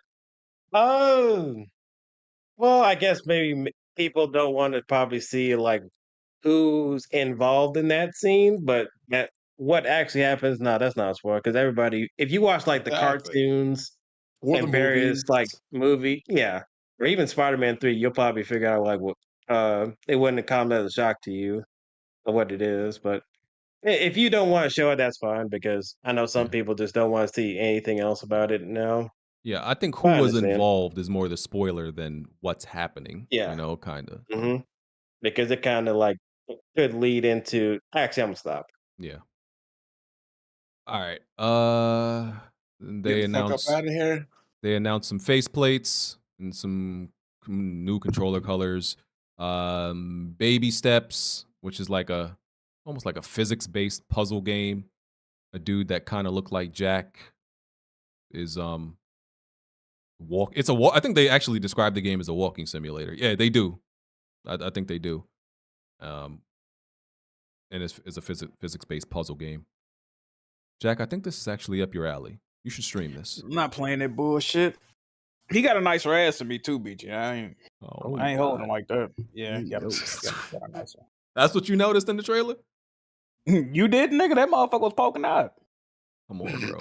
What are we doing? Are you talking about that underground Death Stranding game? Yeah, that thick ass game in that dude they showed. Yeah, I seen that shit. I'm trying to talk about the game. This man Jack talking about dude got a wagon. Like, can you stay focused? Listen, I didn't make the game. I'm just telling you what I saw. You wanted the analysis, brother. All right, man. That's all I seen.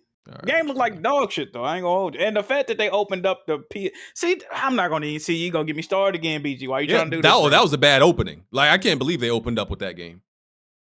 I can't believe they opened up with a lot of the bullshit they showed her this bum ass fucking state of play. Yeah. But I digress. Roblox is coming to PS4 October 10th. You know, this is as popular as Roblox is. I said this on stream. I never actually seen what Roblox looked like. That was my first time ever seeing it. You've never seen it? I've never seen Roblox before. Wow. I mean, and BG, that's unacceptable. Are you serious? I'm dead ass, bro. But why would I ever see Roblox? I don't really have any children around me. It's mainly kids that play Roblox. I don't interact with any kids. You know any grown people playing Roblox? Weren't you just at a baby shower? Yeah. There's plenty of a lot of content creators that are that's making money with Roblox. But most of the time, you see kids playing Roblox though, because it's super. I mean, kids play it, but it's a enterprise for adults. Yeah, that was my first time ever seeing it. Like, I know it's like it's a super popular game, but it's not. Nobody on my feed that I'm subscribed to is ever gonna show me any Roblox content. So, and I definitely never wanted to bother to look up what it looked like. So, it is what it is. But yeah, I know it sells like, the player count is absolutely ridiculous. I know that. I think I didn't realize it wasn't on PlayStation for all these years. I kind of didn't realize that either. Mm-hmm. Yeah. Ghostbusters: Rise of the Ghost Lord, which is a PSVR game that's coming out next month. Alex isn't here. Skip that bullshit. As somebody who likes PSVR, this game, this didn't really do anything for me. I wasn't looking at this like this looks like a great VR game. Nah, not really. All right, Helldivers 2 is coming out February. I think that's a good date for it, because it was rumored that it was going to come out October, and I was like, if it comes out October, that game is dead in the water. That game is going to be dead, and like nobody's gonna really play it. It's just a bad. Also, can devs stop doing the whole let's have our chatter while we play this game played over it, because that stuff is just super cringe every single time they do it. It's Ubisoft's fault though. Yeah, it is Ubisoft's fault, but still, it's like I don't know. Is that how they truly are talk, or is that how they think people talk when they play games, or must be? I don't know, because I was just listening to that. Like I was just like, man, this is pretty bad.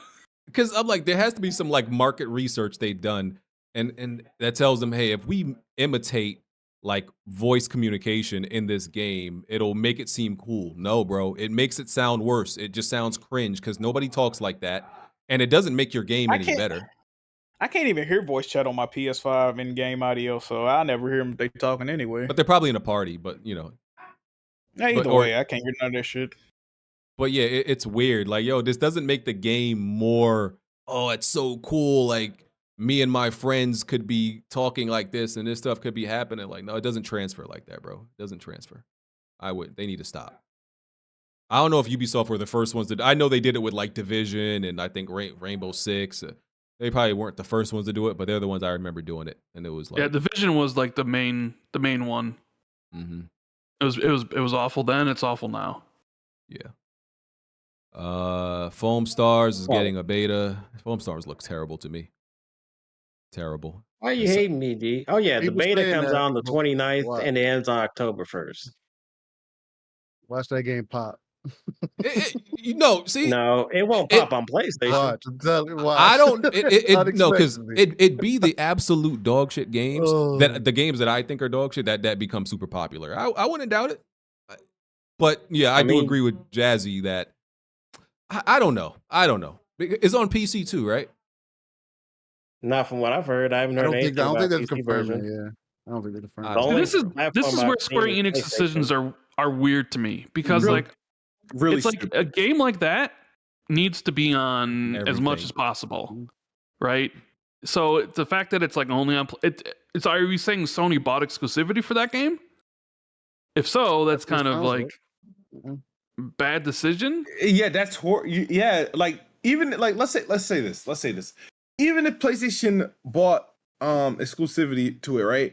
They should be treating this like a trial for their games as a service efforts. But even then, you're not going to put your games as a service effort only on PlayStation. You need you need the biggest amount of player pool possible. So you would think this would be a PC move as well. And okay, if Square Enix is hurting now, they're gonna be hurting some more if they think about truly going through with this. Let me throw out this multiplayer experience, and I'm gonna do it only on PlayStation, where the player base primarily plays single player games. Okay, In about 6 months, I could be reporting Square Enix has reported they are shutting down all support for Foam Stars. Yeah, it is. It's not on game- PC. This is only on game- PS5 and PS4. Wow, I thought at least it would be on PC. This game won a lot of awards at the trade shows. It's been there so far. I don't know. I mean, it's Who the playing so fuck is heavily. playing with Foam Splatoon, Stars? Everybody that played it, they fucking with People it. that don't have a Nintendo Switch to play Splatoon. Splatoon. It's playing Nah, they so got heavily this 'cause into that's that, what bro. Like, the main comparison care. is. But I'm surprised they went to PlayStation and does not have it on Nintendo because that audience would show up for that more than the PlayStation fans. So this game needs to be free to play. I don't know if it is, but if Square is thinking about selling this game for $70, like seriously, this game needs to be free to play and needs to be on the Switch. So people are like, are we getting Splatoon? No, man, we have Splatoon at home and it's a free version of Foam Stars. I don't know. It seems like weird business decisions. Yeah, but I don't mind it because I don't get like people like dragging the concept. Because remember, people did the exact same thing with Splatoon. I think BG was definitely one of them, and then he ended up liking Splatoon 3. So this could be a thing, but I'll check out the beta. I just made fun of their I'm a kid now or I'm a squid thing, but I did. Nah, you had a problem with the fact that they were using paint and with the guns. I I made now, jokes I'm about a it. kid now. Yeah, that's But, what BG was on. Yeah. Do we know? Do we know if it's free to play or if it's a premium game? No idea. It doesn't say. No, we don't know yet. No idea. Don't But say. So who knows, here's maybe do we the know fo- if Factions 2 is going to be a free to play game or a regular game? No idea. So next, the next game. Every time you bring up Factions, I'm moving on to something else. But being serious, like, didn't they announce something about The Last of Us Part 3 is like in the writing? They never said whether Factions was going to be free or No, but I'm saying they said The Last of Us Part 3 is like the writing is almost done. Yes, they Didn't did. say anything about Part 3. They said they're making a new single player game. Yeah, They he said did. that, No, though. Neil did They say did say that. that. That like because he reported a while ago he had been like wrote the script for 3 before they actually started before they greenlit it or anything like that. He had a script. So at this point, you might as well just not even release Factions 2. Just wait for the third game to come out and release it alongside that. Well, it's going to be completely independent of whatever, but I mean, either that or release it when the next season 2 comes out because the IP is kind of cold right now. I don't want to talk about Factions, Bond. But you keep bringing it I up. know. Just like actually, I was gonna say it's not. I don't want to go there. I'm gonna let you live on this one because it might be another reason why I might not ever get invited to Brooklyn. Oh, brother. Yeah, exactly. We're waiting for a lot of things, aren't we, VG? Oh, you talking about that? You're not the only one waiting. We're in no rush, good sir. We're enjoying life. Are you without factions too? Are you really? I'm great, Bond. Life is good. Can't complain. All right. Tales of You really Arise. want that factions too. Tales of Arise. Tales of Arise DLC. Yo, fuck what Neo GameSpark says. This game's a good game. Okay. I'm gonna get him on here so y'all can fight. I mean, ain't nothing for him to fight about. He ain't legendary. He can't measure up to me. Oh, because he hasn't played Legend of Heroes? Any of the Legend of Heroes games.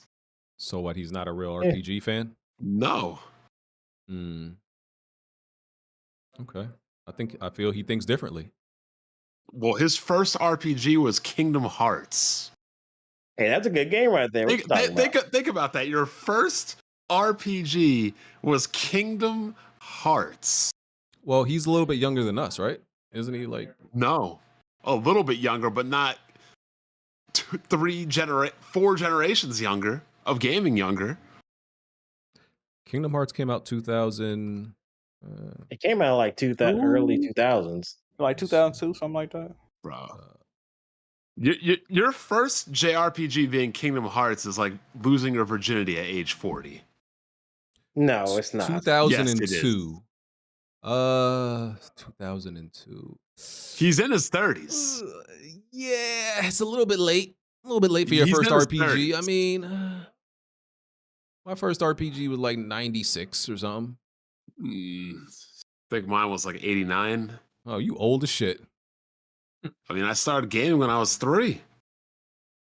Oh yeah, Mega Man out the womb and shit. Yeah. Man, if I ever have kids and they can't play Mega Man, like they just not even gonna be allowed to game. Like you won't even be allowed to get a modern system until I see like beat like 3 Mega Man games. Wow. I'm gonna gatekeep the shit out of them. All right, so that was the state of play, which I gave it like a 5.56 at best. I mean, I gave the last one a really low score, and to me, I said that was like the worst PlayStation Showcase ever, just because of like expectations. At least I knew this one was just going to be like multi-plat stuff, wasn't it? And I knew I wasn't going to get nothing I really wanted. So here's how every one of these things should be rated. 0 out of Metroid and 0 out of Factions 2. If there's no Factions or no Metroid, it should automatically be a 0. Sorry, that's how it should be. I'm not against that. Well, the state of play. They should at this point, Sony should have never even mentioned Factions if it was going to take this long. I agree. But there should have been no point. They should have been like, we're not even making a multiplayer. And see, I half agree, because that's why they're not officially announcing nothing else that we know clearly exists. How was niggas so amazed by it? If you didn't like the last quote unquote showcase and you thought this shit was amazing, there's a disconnect there, because what the fuck was y'all watching? Like, they showed more games. What? And I think they were more so surprised that Spider-Man even showed up on this. Okay, how about this? Both of them had Spider-Man 2 showings. Both of them had Helldiver 2 showings. I think I might have had Final Fantasy also, didn't it? But so no, Final Fantasy wasn't at that. I don't think Final Fantasy was at. I think Summer Games. Yeah, it went at the part. But my thing is this: what was so amazing to where this is? You know what? Go ahead. Yeah, I don't know what's so good about this one, because okay, to me, I give this one a higher score simply because I know this is for multiplats, right? The last one was supposed to include some first party, right? The problem with that though, the best thing shown at this last state of play wasn't multiplayer. It wasn't multiplayer. They showed Final Fantasy, which is a timed exclusive, Spider-Man, which is an exclusive or timed exclusive, and Helldivers 2. All that shit is exclusive titles. So the reasoning, I can understand the reasoning, but we went in looking for multiplayer games. All the multiplayer they showed was dog shit. You see what I'm saying? Yeah. So it's like it was supposed to be third party or indies, but even then, like Stellar Blade, it wasn't even that either one of these that shows. Wasn't there. That's a second party game that wasn't there. And matter of fact, what's crazy about Stellar Blade, they've been teasing it all fucking week on Twitter that it was gonna show up at the next day of play. That got announced. And then the snitch dude that be leaking everything, he said Stellar Blade was coming to fucking PS Plus. He alluded to that. They said so we don't see none of that. They said that snitch. I don't know if this is true. That's not the original snitch. He sold his account to somebody. Oh my god! I heard. I swear somebody told me that's not the actual That's probably guy. what's going on. That's probably what's going on. Then Because remember, he announced the retirement, and then so they're saying I'm gonna have to unfollow that dude, then, man. Yeah, so I don't know if that's an actual insider anymore. So now it's a fake snitch running around, bro. Jesus fucking. That just has the account. I don't know. Hey, he ain't got the bag no more. I think that's the one I followed. Though I followed the real one. So he sold his shit to somebody else. Yeah, he just sold his account, and that's so. I'm gonna have to. Okay, let me get the fuck out of here. Okay. Because he hasn't really ever told us anything we didn't already know. If you let me go block this fucking dude. Then all right. Hey, Jack, who you think you me today? Hey man, I gotta block him, bro. He's sending out fake information, bro. I don't like that shit, bro. As opposed to sending out real information like your address. Hey man, hey, listen. Yeah, you be bugging out, Jack. What the fuck these whole ass niggas? These niggas. Hey, I'm gonna take a page out of the LTG book. These niggas can't afford to travel. You can't dox yourself, bro. What are you doing, bro? These niggas timid to send a $2 donation. We think they gonna travel to me? Pull up, fuck. They can't afford to get the gas out this motherfucker. Fuck them niggas. I gave away my address on the Weapon Wheel Discord like 3 months ago. Ain't nobody pulled up yet. I'm waiting for a nigga to pull up, take me to a movie or something. What they gonna do? They ain't gonna fight. Take me out for a hamburger, bitch, nigga. Jack. Speaking of which, who? I know you fucking watched the podcast. Who was it I ran into at the bar like 3 weeks ago here? Oh, you did say that. Some dude with their name. Yeah, you didn't say their name. Yeah, Jack. And I bet they was polite too. What they on their best behavior, bun? Yeah, he brought the girl he thought I was with a drink. See, but that's what I'm saying. And you know what's crazy? That dude probably be in the comment section every week. Oh, Bond's a fucking nut job. He's a loser. He see you out in public. Bond, I love you so much, brother. Here's a drink. This what type of time these niggas on, man? The funny thing is, he bought the girl a drink. I'm like, yo, that's not my girl. He's like, really? I'm like, bro, you see how big she is? Like, how'd you know what's going on? Let me tell you what these niggas is, BG. These niggas is Stefan Urkel in the chat. They all cool, right? They ain't never had nothing go wrong in their life. They live in a fucking utopia, right? But when they get off that fucking keyboard, they Steve Urkel, nigga. They put on pocket protectors and suspenders, nigga. Them niggas is wearing glasses with the tape in the middle. These niggas is full on dorks, okay? Fuck these niggas, man. I'm getting tired of you. Why you said dork so hard, bro? Like these niggas living a facade, man. You all cool on the chat, but when I see you in real life, you a bitch. Straight like that. I really want to know, and this is a bigger coincidence than bald-headed black people. But whenever Rand comes on, like shit just be going left. It is Rand's fault too, man. Fuck how does this always happen? I don't know. Whatever. You know what? I think it just goes. Bro, the chat. I know what it is. The chat be trying to impress Rand, bro. That's what's going on. I just figured it out. The chat be trying to. That's what's going on. Oh man. Yeah, well, my fault. I thought I confused Rand with Attic at first because Attic is normally the one that has Smooth's back trying to save him. Yeah, Attic owed me some money because he be saving Smooth too much. But Smooth, congratulations on finally beating your first Bethesda RPG. Thank you. Oh, you beat Starfield? You beat Starfield? I beat Starfield like twice. I'm on my third run. What the fuck? You know what you didn't beat? Persona 5. Great game too. I just need to. I got to pick it back up. I'll make you another bet that you won't beat it. Don't take it, Smooth. Nah. Yo, who said that? Boot Jeff. All right. That's why I had to get what's her name's ass out of here. She be too busy trying to be his lawyer. Oh, and Horizon Forbidden West PC announcement is probably coming soon. Awesome. It's been like a year since Horizon Forbidden West came out, and so the gap is getting shorter. Like somebody in this podcast said, ain't that crazy? Isn't it? Isn't what I said? I don't know. I don't know what they Jack. Why don't they just do day and date, bro? Like, do day and date. Who give a fuck at this point? Nobody truly cares, bro. Do day and date. But you know what happens if day and date comes, Jack? What's that? You got to give me all your shit.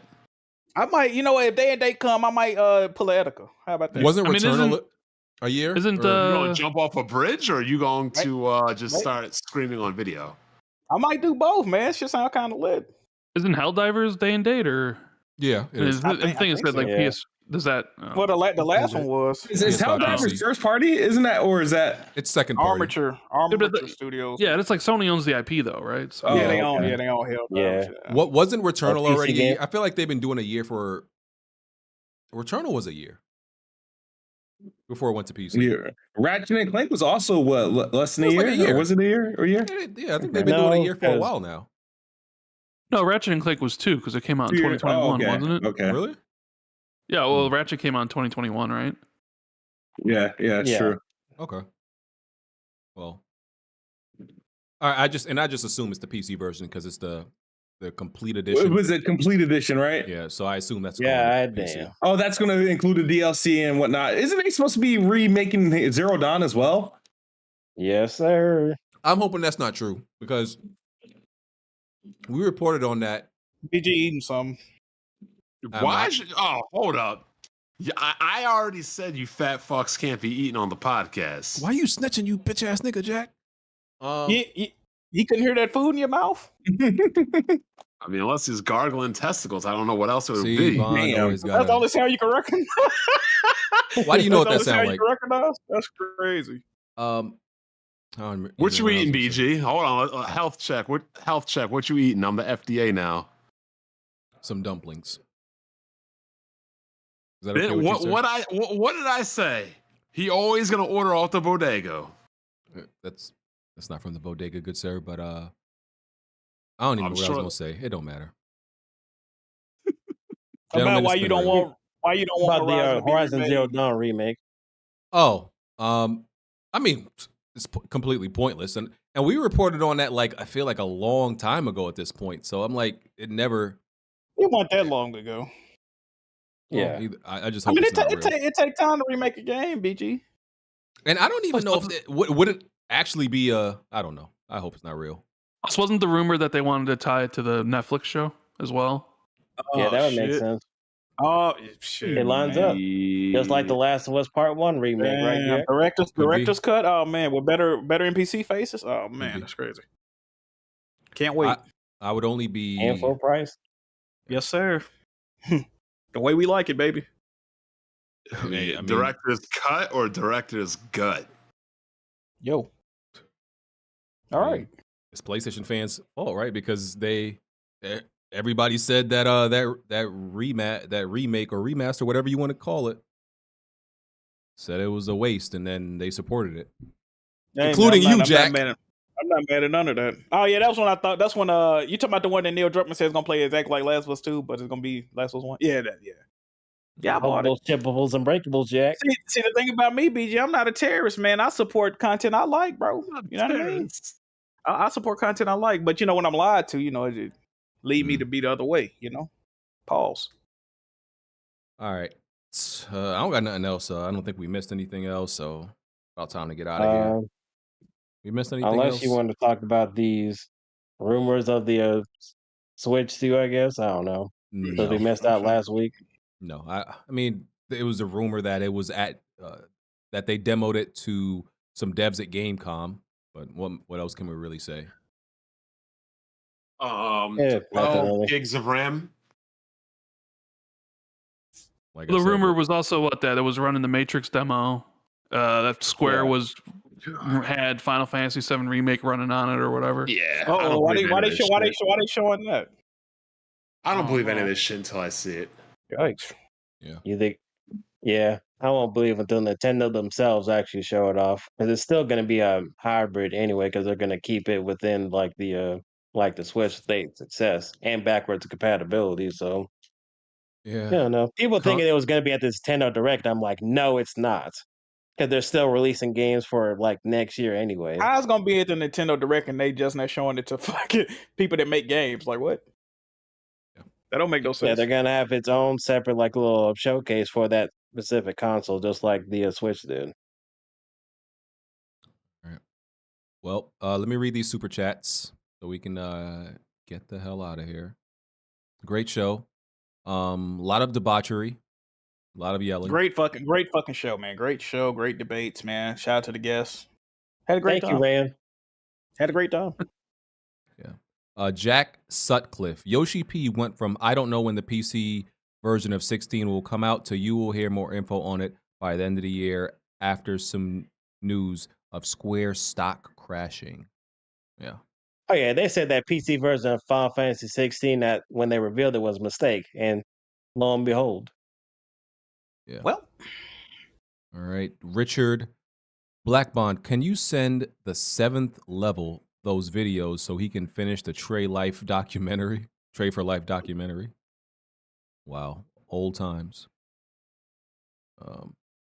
Dry the Gamer. Final Fantasy 16 is not challenging, and the world is beyond dry. I also have a Patreon question. Did you just submit it now, sir? Like, the hell? Hold on. Hey, this is dog food commercial on. This shit look better than some of the shit I be eating. What the fuck? Farmer's Dog. Y'all heard of that? You getting dog food ads? I'm watching television, brother. I'm watching Sunday Night I Football. thought you've been on YouTube. Who's playing for the night game? It's the who the fuck is it? The Patriots versus the Dolphins. Nope. Oh, Dolphins probably winning that. Okay, Dry the Tua Gamer. just fucked his ankle up. Go ahead. Who? Tua again? Yeah, he kind of twisted it when he was like No. trying to pass. Yeah. Well, Dry the Gamer, do you guys think private gaming companies would be better than a public company? Public companies seem to start off good, but once they get large enough, their shareholders start to force them to make dumb decisions in the pursuit of profit, which destroys them sooner or later. That is true. That is absolutely true. That applies in a lot of fields, not in industries, not only gaming. So you're not wrong. Not wrong. If it was left up to developers, it would probably be the extreme in the other direction. Some developers are such perfectionists. If someone didn't tell them to stop, you have to release this game. Some of them would never release it. Yeah, some of them would literally be in development forever. So I do believe you need, that middle ground. You do need some shareholders to like tell you, okay, bro, you got to release the game, but not force it out too early just because they want a return.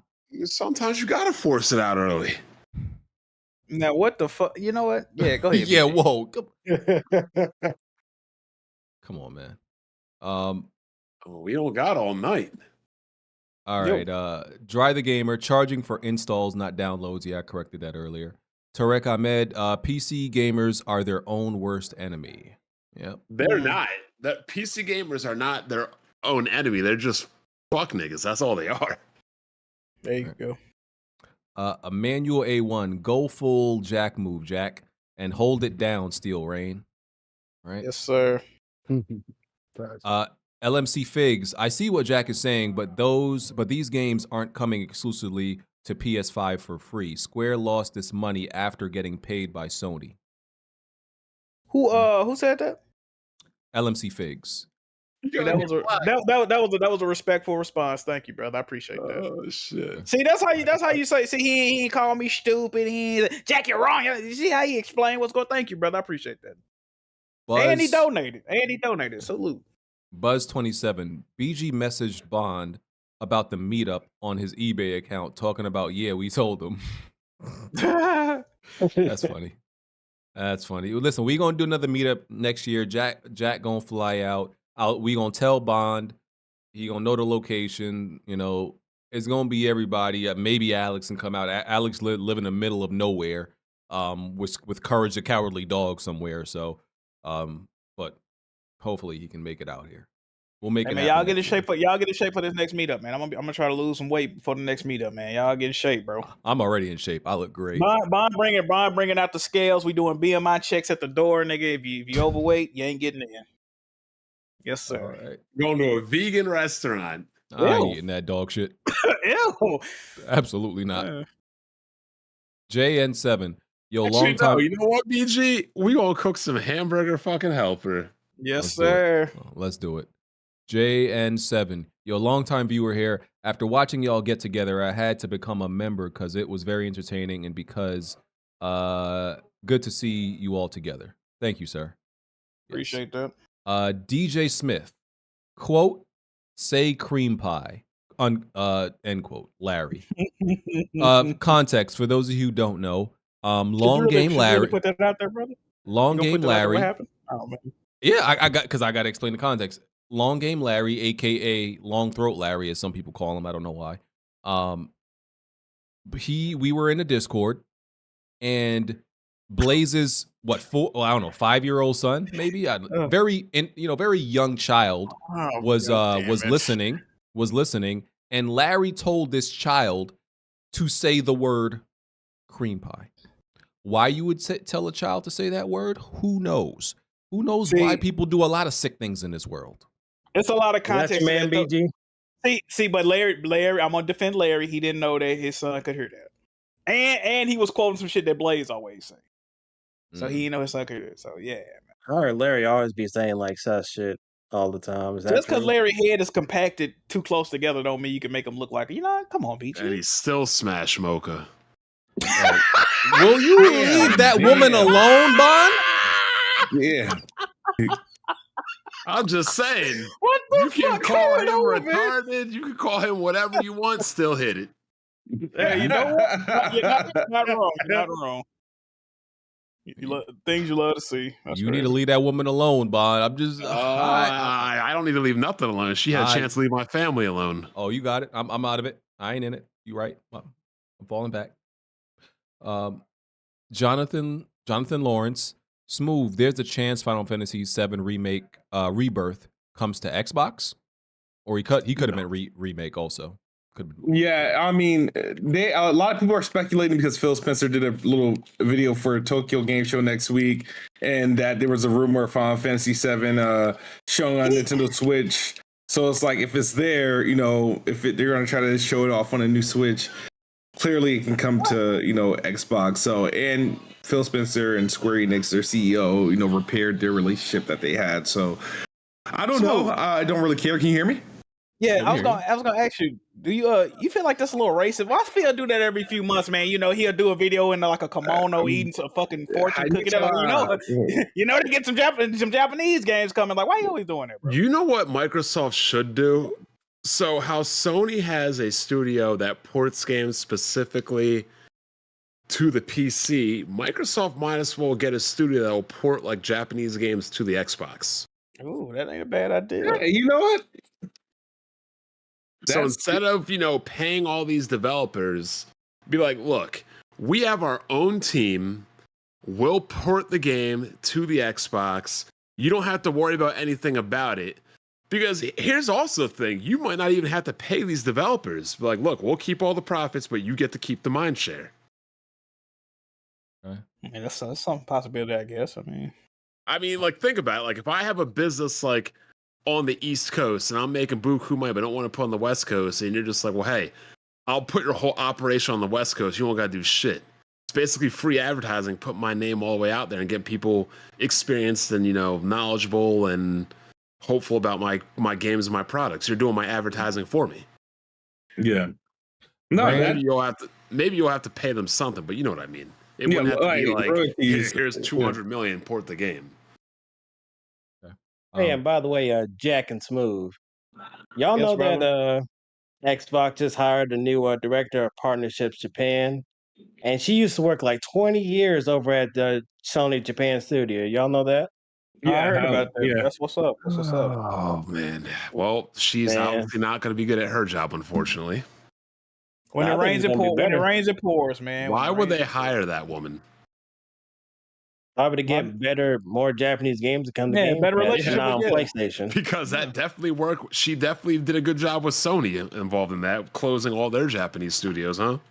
Well, I think who's to say she closed the studio? Maybe she got tossed out when they closed the studio, when Jim Ryan. That's what I'm saying. She got tossed out. Let's get somebody better. Yeah, but they kind of dropped. They're overly reliant on Square Enix and Koei for their Japanese games, bro. I got an idea. It involves a shovel and dirt. What? That's all I'll say. Yeah.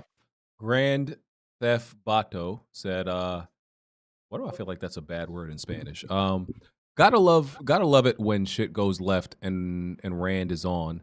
Makes for a great podcast. Also, shout out the Xbox 2 podcast with Rand and Jez. Yeah. I'm a regular viewer. when I'm not on, does shit go left like this? Like, does it only go left when I'm here?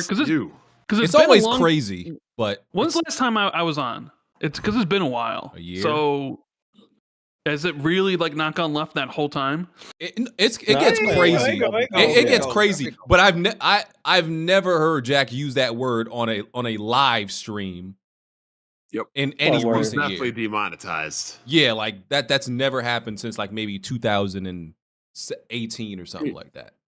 That's crazy. No, because I think he told that to Bless Red. Yeah, but not on a live stream. Nice. Not on my live stream, at least. My bad, brother. No, that was on the podcast. You can come on my channel in 2 months and say it about 15 times if you want to. Oh man, I got you.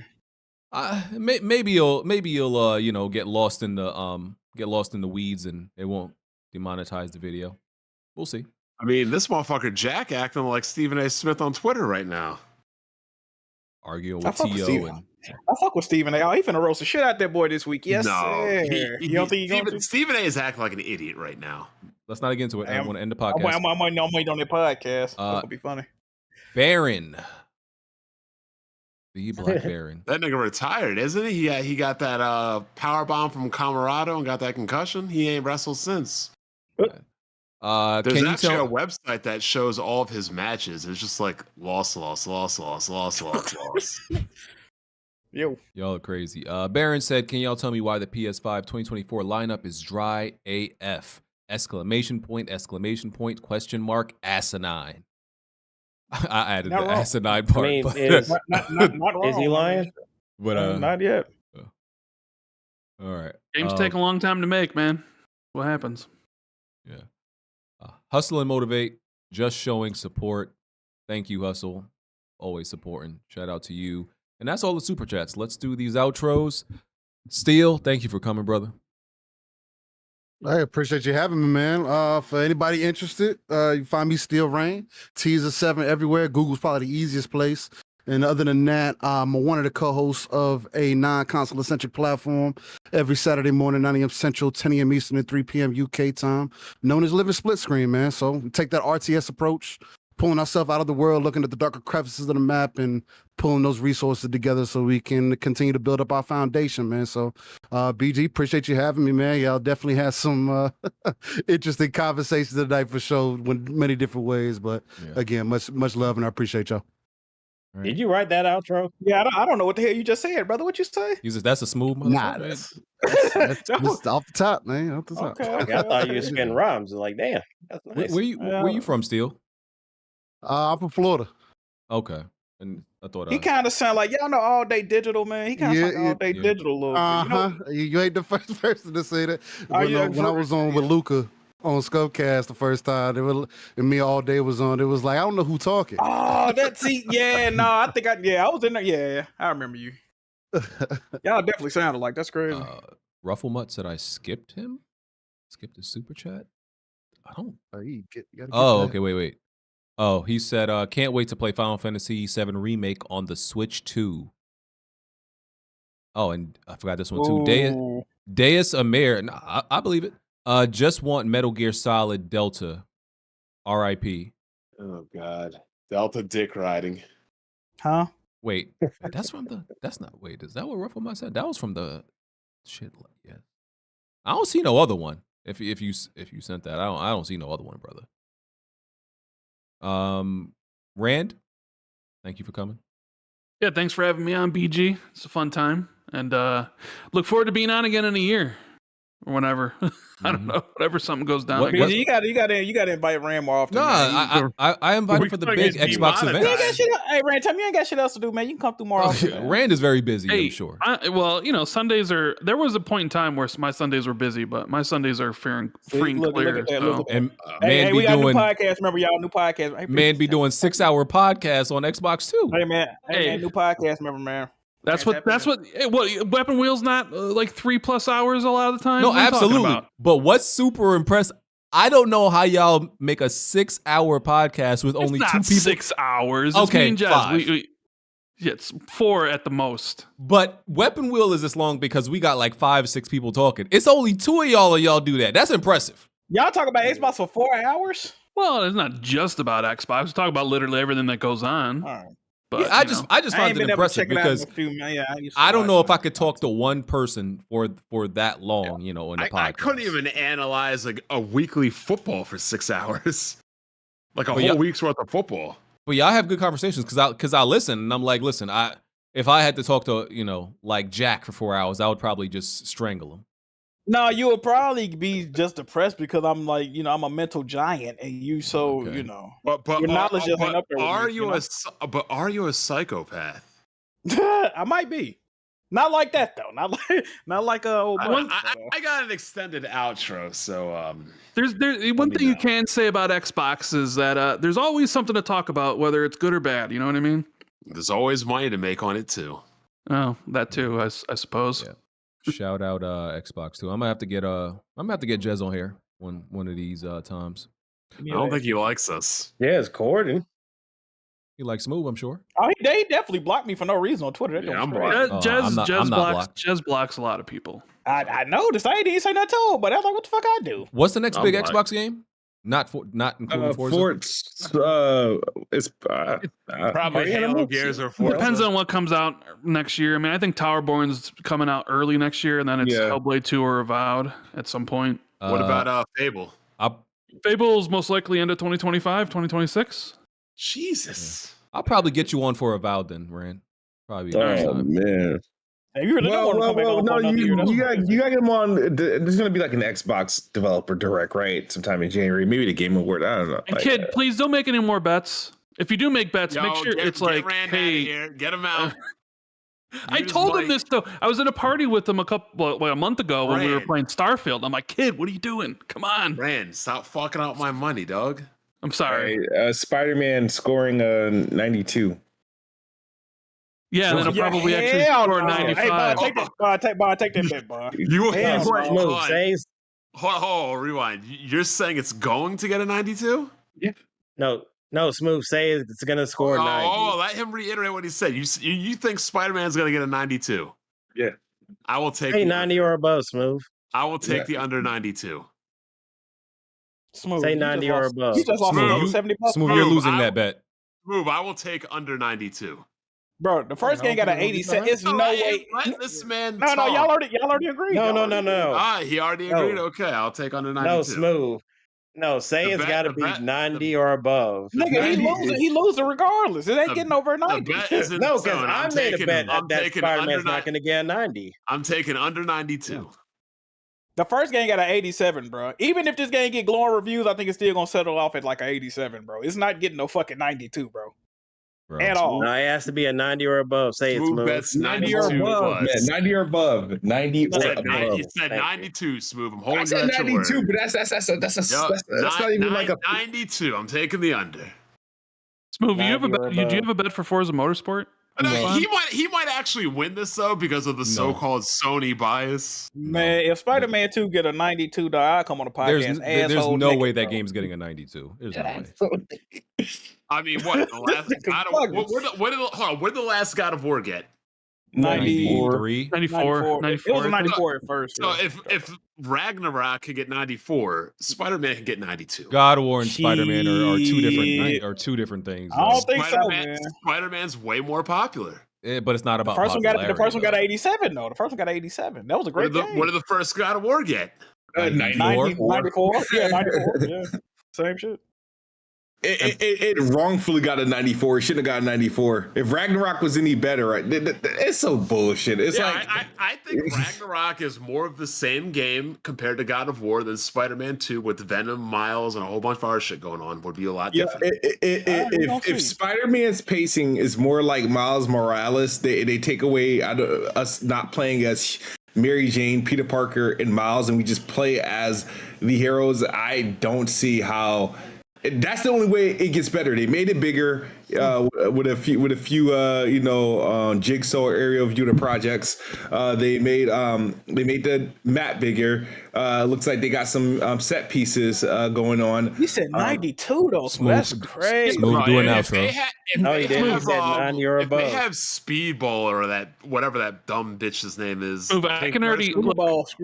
I think the game's going to be amazing, but I can already tell you some of the negative reviews are going to be I like this game a lot, but I've played this is the same game I played now for 3 games in 5 years.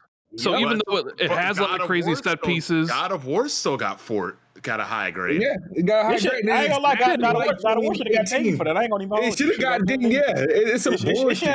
It should have. But God of War is only the second game. Like, this is technically the third.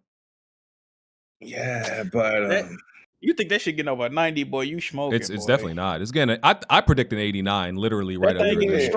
Strong 87. They always back. No, it's not. I don't think it's gonna be an 87. Anyway, I think it's let's gonna be get like these outros going. Yeah, smooth outro. Yo, it's the best spot. Check out Planet Xbox Podcast, episode 17, on the Patreon. Subscribe to Patreon. And I streamed The Crew today, so check that out. And yeah. I ain't got that much going on. Jack, in your outro, maybe you should also apologize to the chat. Sure, man. So, when I started the podcast, man, I had a really nagging headache. I mentioned I had a headache at the beginning of the podcast. Somebody responded, "Damn, Jack Move complains about everything." So, it's not even, I can't even have a headache when I do content anymore. So, but I got to be honest, telling y'all how I truly felt I felt better ever since then. I feel relieved now. I might go take a shit and beat my dick. I mean, I feel great now. I just need to, Anyway, you just need to release some F-bombs and you feel great. Okay. Oh yeah, I feel fantastic. Great podcast. Shout out to the guests, and we out. Bond. All right. So first of all, I had uploaded a video earlier in the week. I had to take it down, but if y'all really want to know what it was about, go to Fat Gamer 7600. Go to his channel, not his current video. Go to his last video where he calls himself the sexual narcissist meets a psychopath. That way you get the whole context of the video I'm not going to upload because I don't want my channel removed or flagged down. But if you want the context, you can go watch that. Oh, you did a video on that? I did. I took it down real quick, but I made it. What? Damn. Elsewords, I am very excited. I mean, too bad Alex is not here because I know Alex loves when I talk about battle mechs and Mech Warrior because we're finally getting the clans after 28 years. I know y'all saw the Timberwolf, or what you freeborn mouth breathing clowns call a Mad Cat.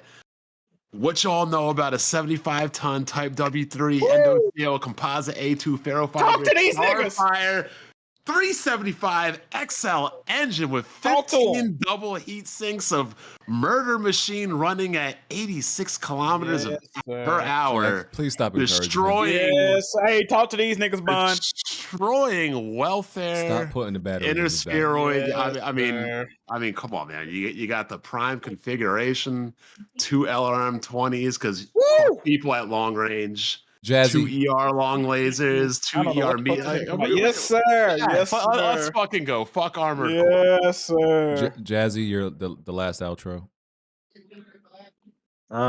So for Smooth, before I do our outro, so Smooth, your bet is pretty much it has to get like a 92 specifically. I would prefer 90 or better. I think. He said 92. That's gonna fuck up my bet, Smooth. God damn it, fuck. All right, so shout out to everybody. Peace. Jazzy, you're great. Love you. You're better. You're better than Blandrew. Okay, I want you to know that. Oh, here's another good bet. This motherfucker Blandrew said he gonna be here every Sunday in October. How many of y'all really think he gonna be here every Sunday in October? I believe him. He said he's full time going forward completely. That's what he said. I'm gonna go. He gives us 2 or 3. 2 or 3. Oh, I got a date. Oh, I got a dinner. Oh, this girl wants to talk to me. Oh, I can hear it now. I can hear the excuses now. I believe in our brother. So we're done. We're out of here. Appreciate y'all. Chat. Hit the like button. That's your first problem. Believe in people. What, in black people? Say something bad about our people again. Good. You know what they call 3 black people together, BG, randomly. Come on. Stop. No, never. Stop. Like, that was a bar. That was he. We'll catch y'all next week. We're going to After Dark. Peace. Hit the like button. Found out the bet.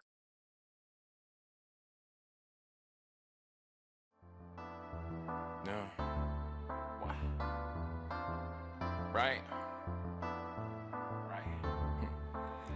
Plenty of tried and plenty of fail. You can run and hide, but you can't dodge what's in my weapon well. Name another pot that's big or small, I'm contesting it still. Name another spot or any section, I'm king of the hill. Name another squad that wanna test it, I'm beating them still. Bye. No, you can't dodge what's in my weapon well. Name another pot that's big or small, I'm contesting it still. Name another spot or any section, I'm king of the hill. Right. I know my bro King got me, see that's a black bond that can't be broken. No Idris Alba, I'm a black bond, aim in a scope and all black panel, you can never try playing us token. Yeah, we playing games, but now one of us playing or joking. Not at all. Oh wait, then Jack Move came in with the trophies, God in a lane of its own. Like how can you gamers approach me? Tell kids move to body you in Halo, then sing your family an angel emoji. You should've known, dog, you ain't got enough Series X's. Blind got all the answers, no, you ain't gotta ask Siri questions. All the latest gaming news gotta be here to check it. Since 2015 and beyond, I'm just here to respect it. When you at the top of your tier, it's a blessing. From the bottom, so no way we appear to be desperate. This for anybody doubting, I'm clearing a message. And if you ever had a problem, I'm here to correct. Plenty of fail. You can run and hide, but you can't dodge what's in my weapon well. Name another pot that's big or small, I'm contesting it still. Name another spot or any section, I'm king of the hill. Name another squad that wanna test it, I'm beating them still. No, you can't dodge what's in my weapon well. Name another pot that's big or small, I'm contesting it still. Name another spot or any section, I'm king of the hill. Right. I know what it is, man. Weapon World Podcast, y'all know what we got in the building, man. We got BG. We got Kid Smooth, we got Jack Move, we got Black Bond, I mean. Blandrew, I mean, what you can't out strafe us, bro. Like, the strafe too strong.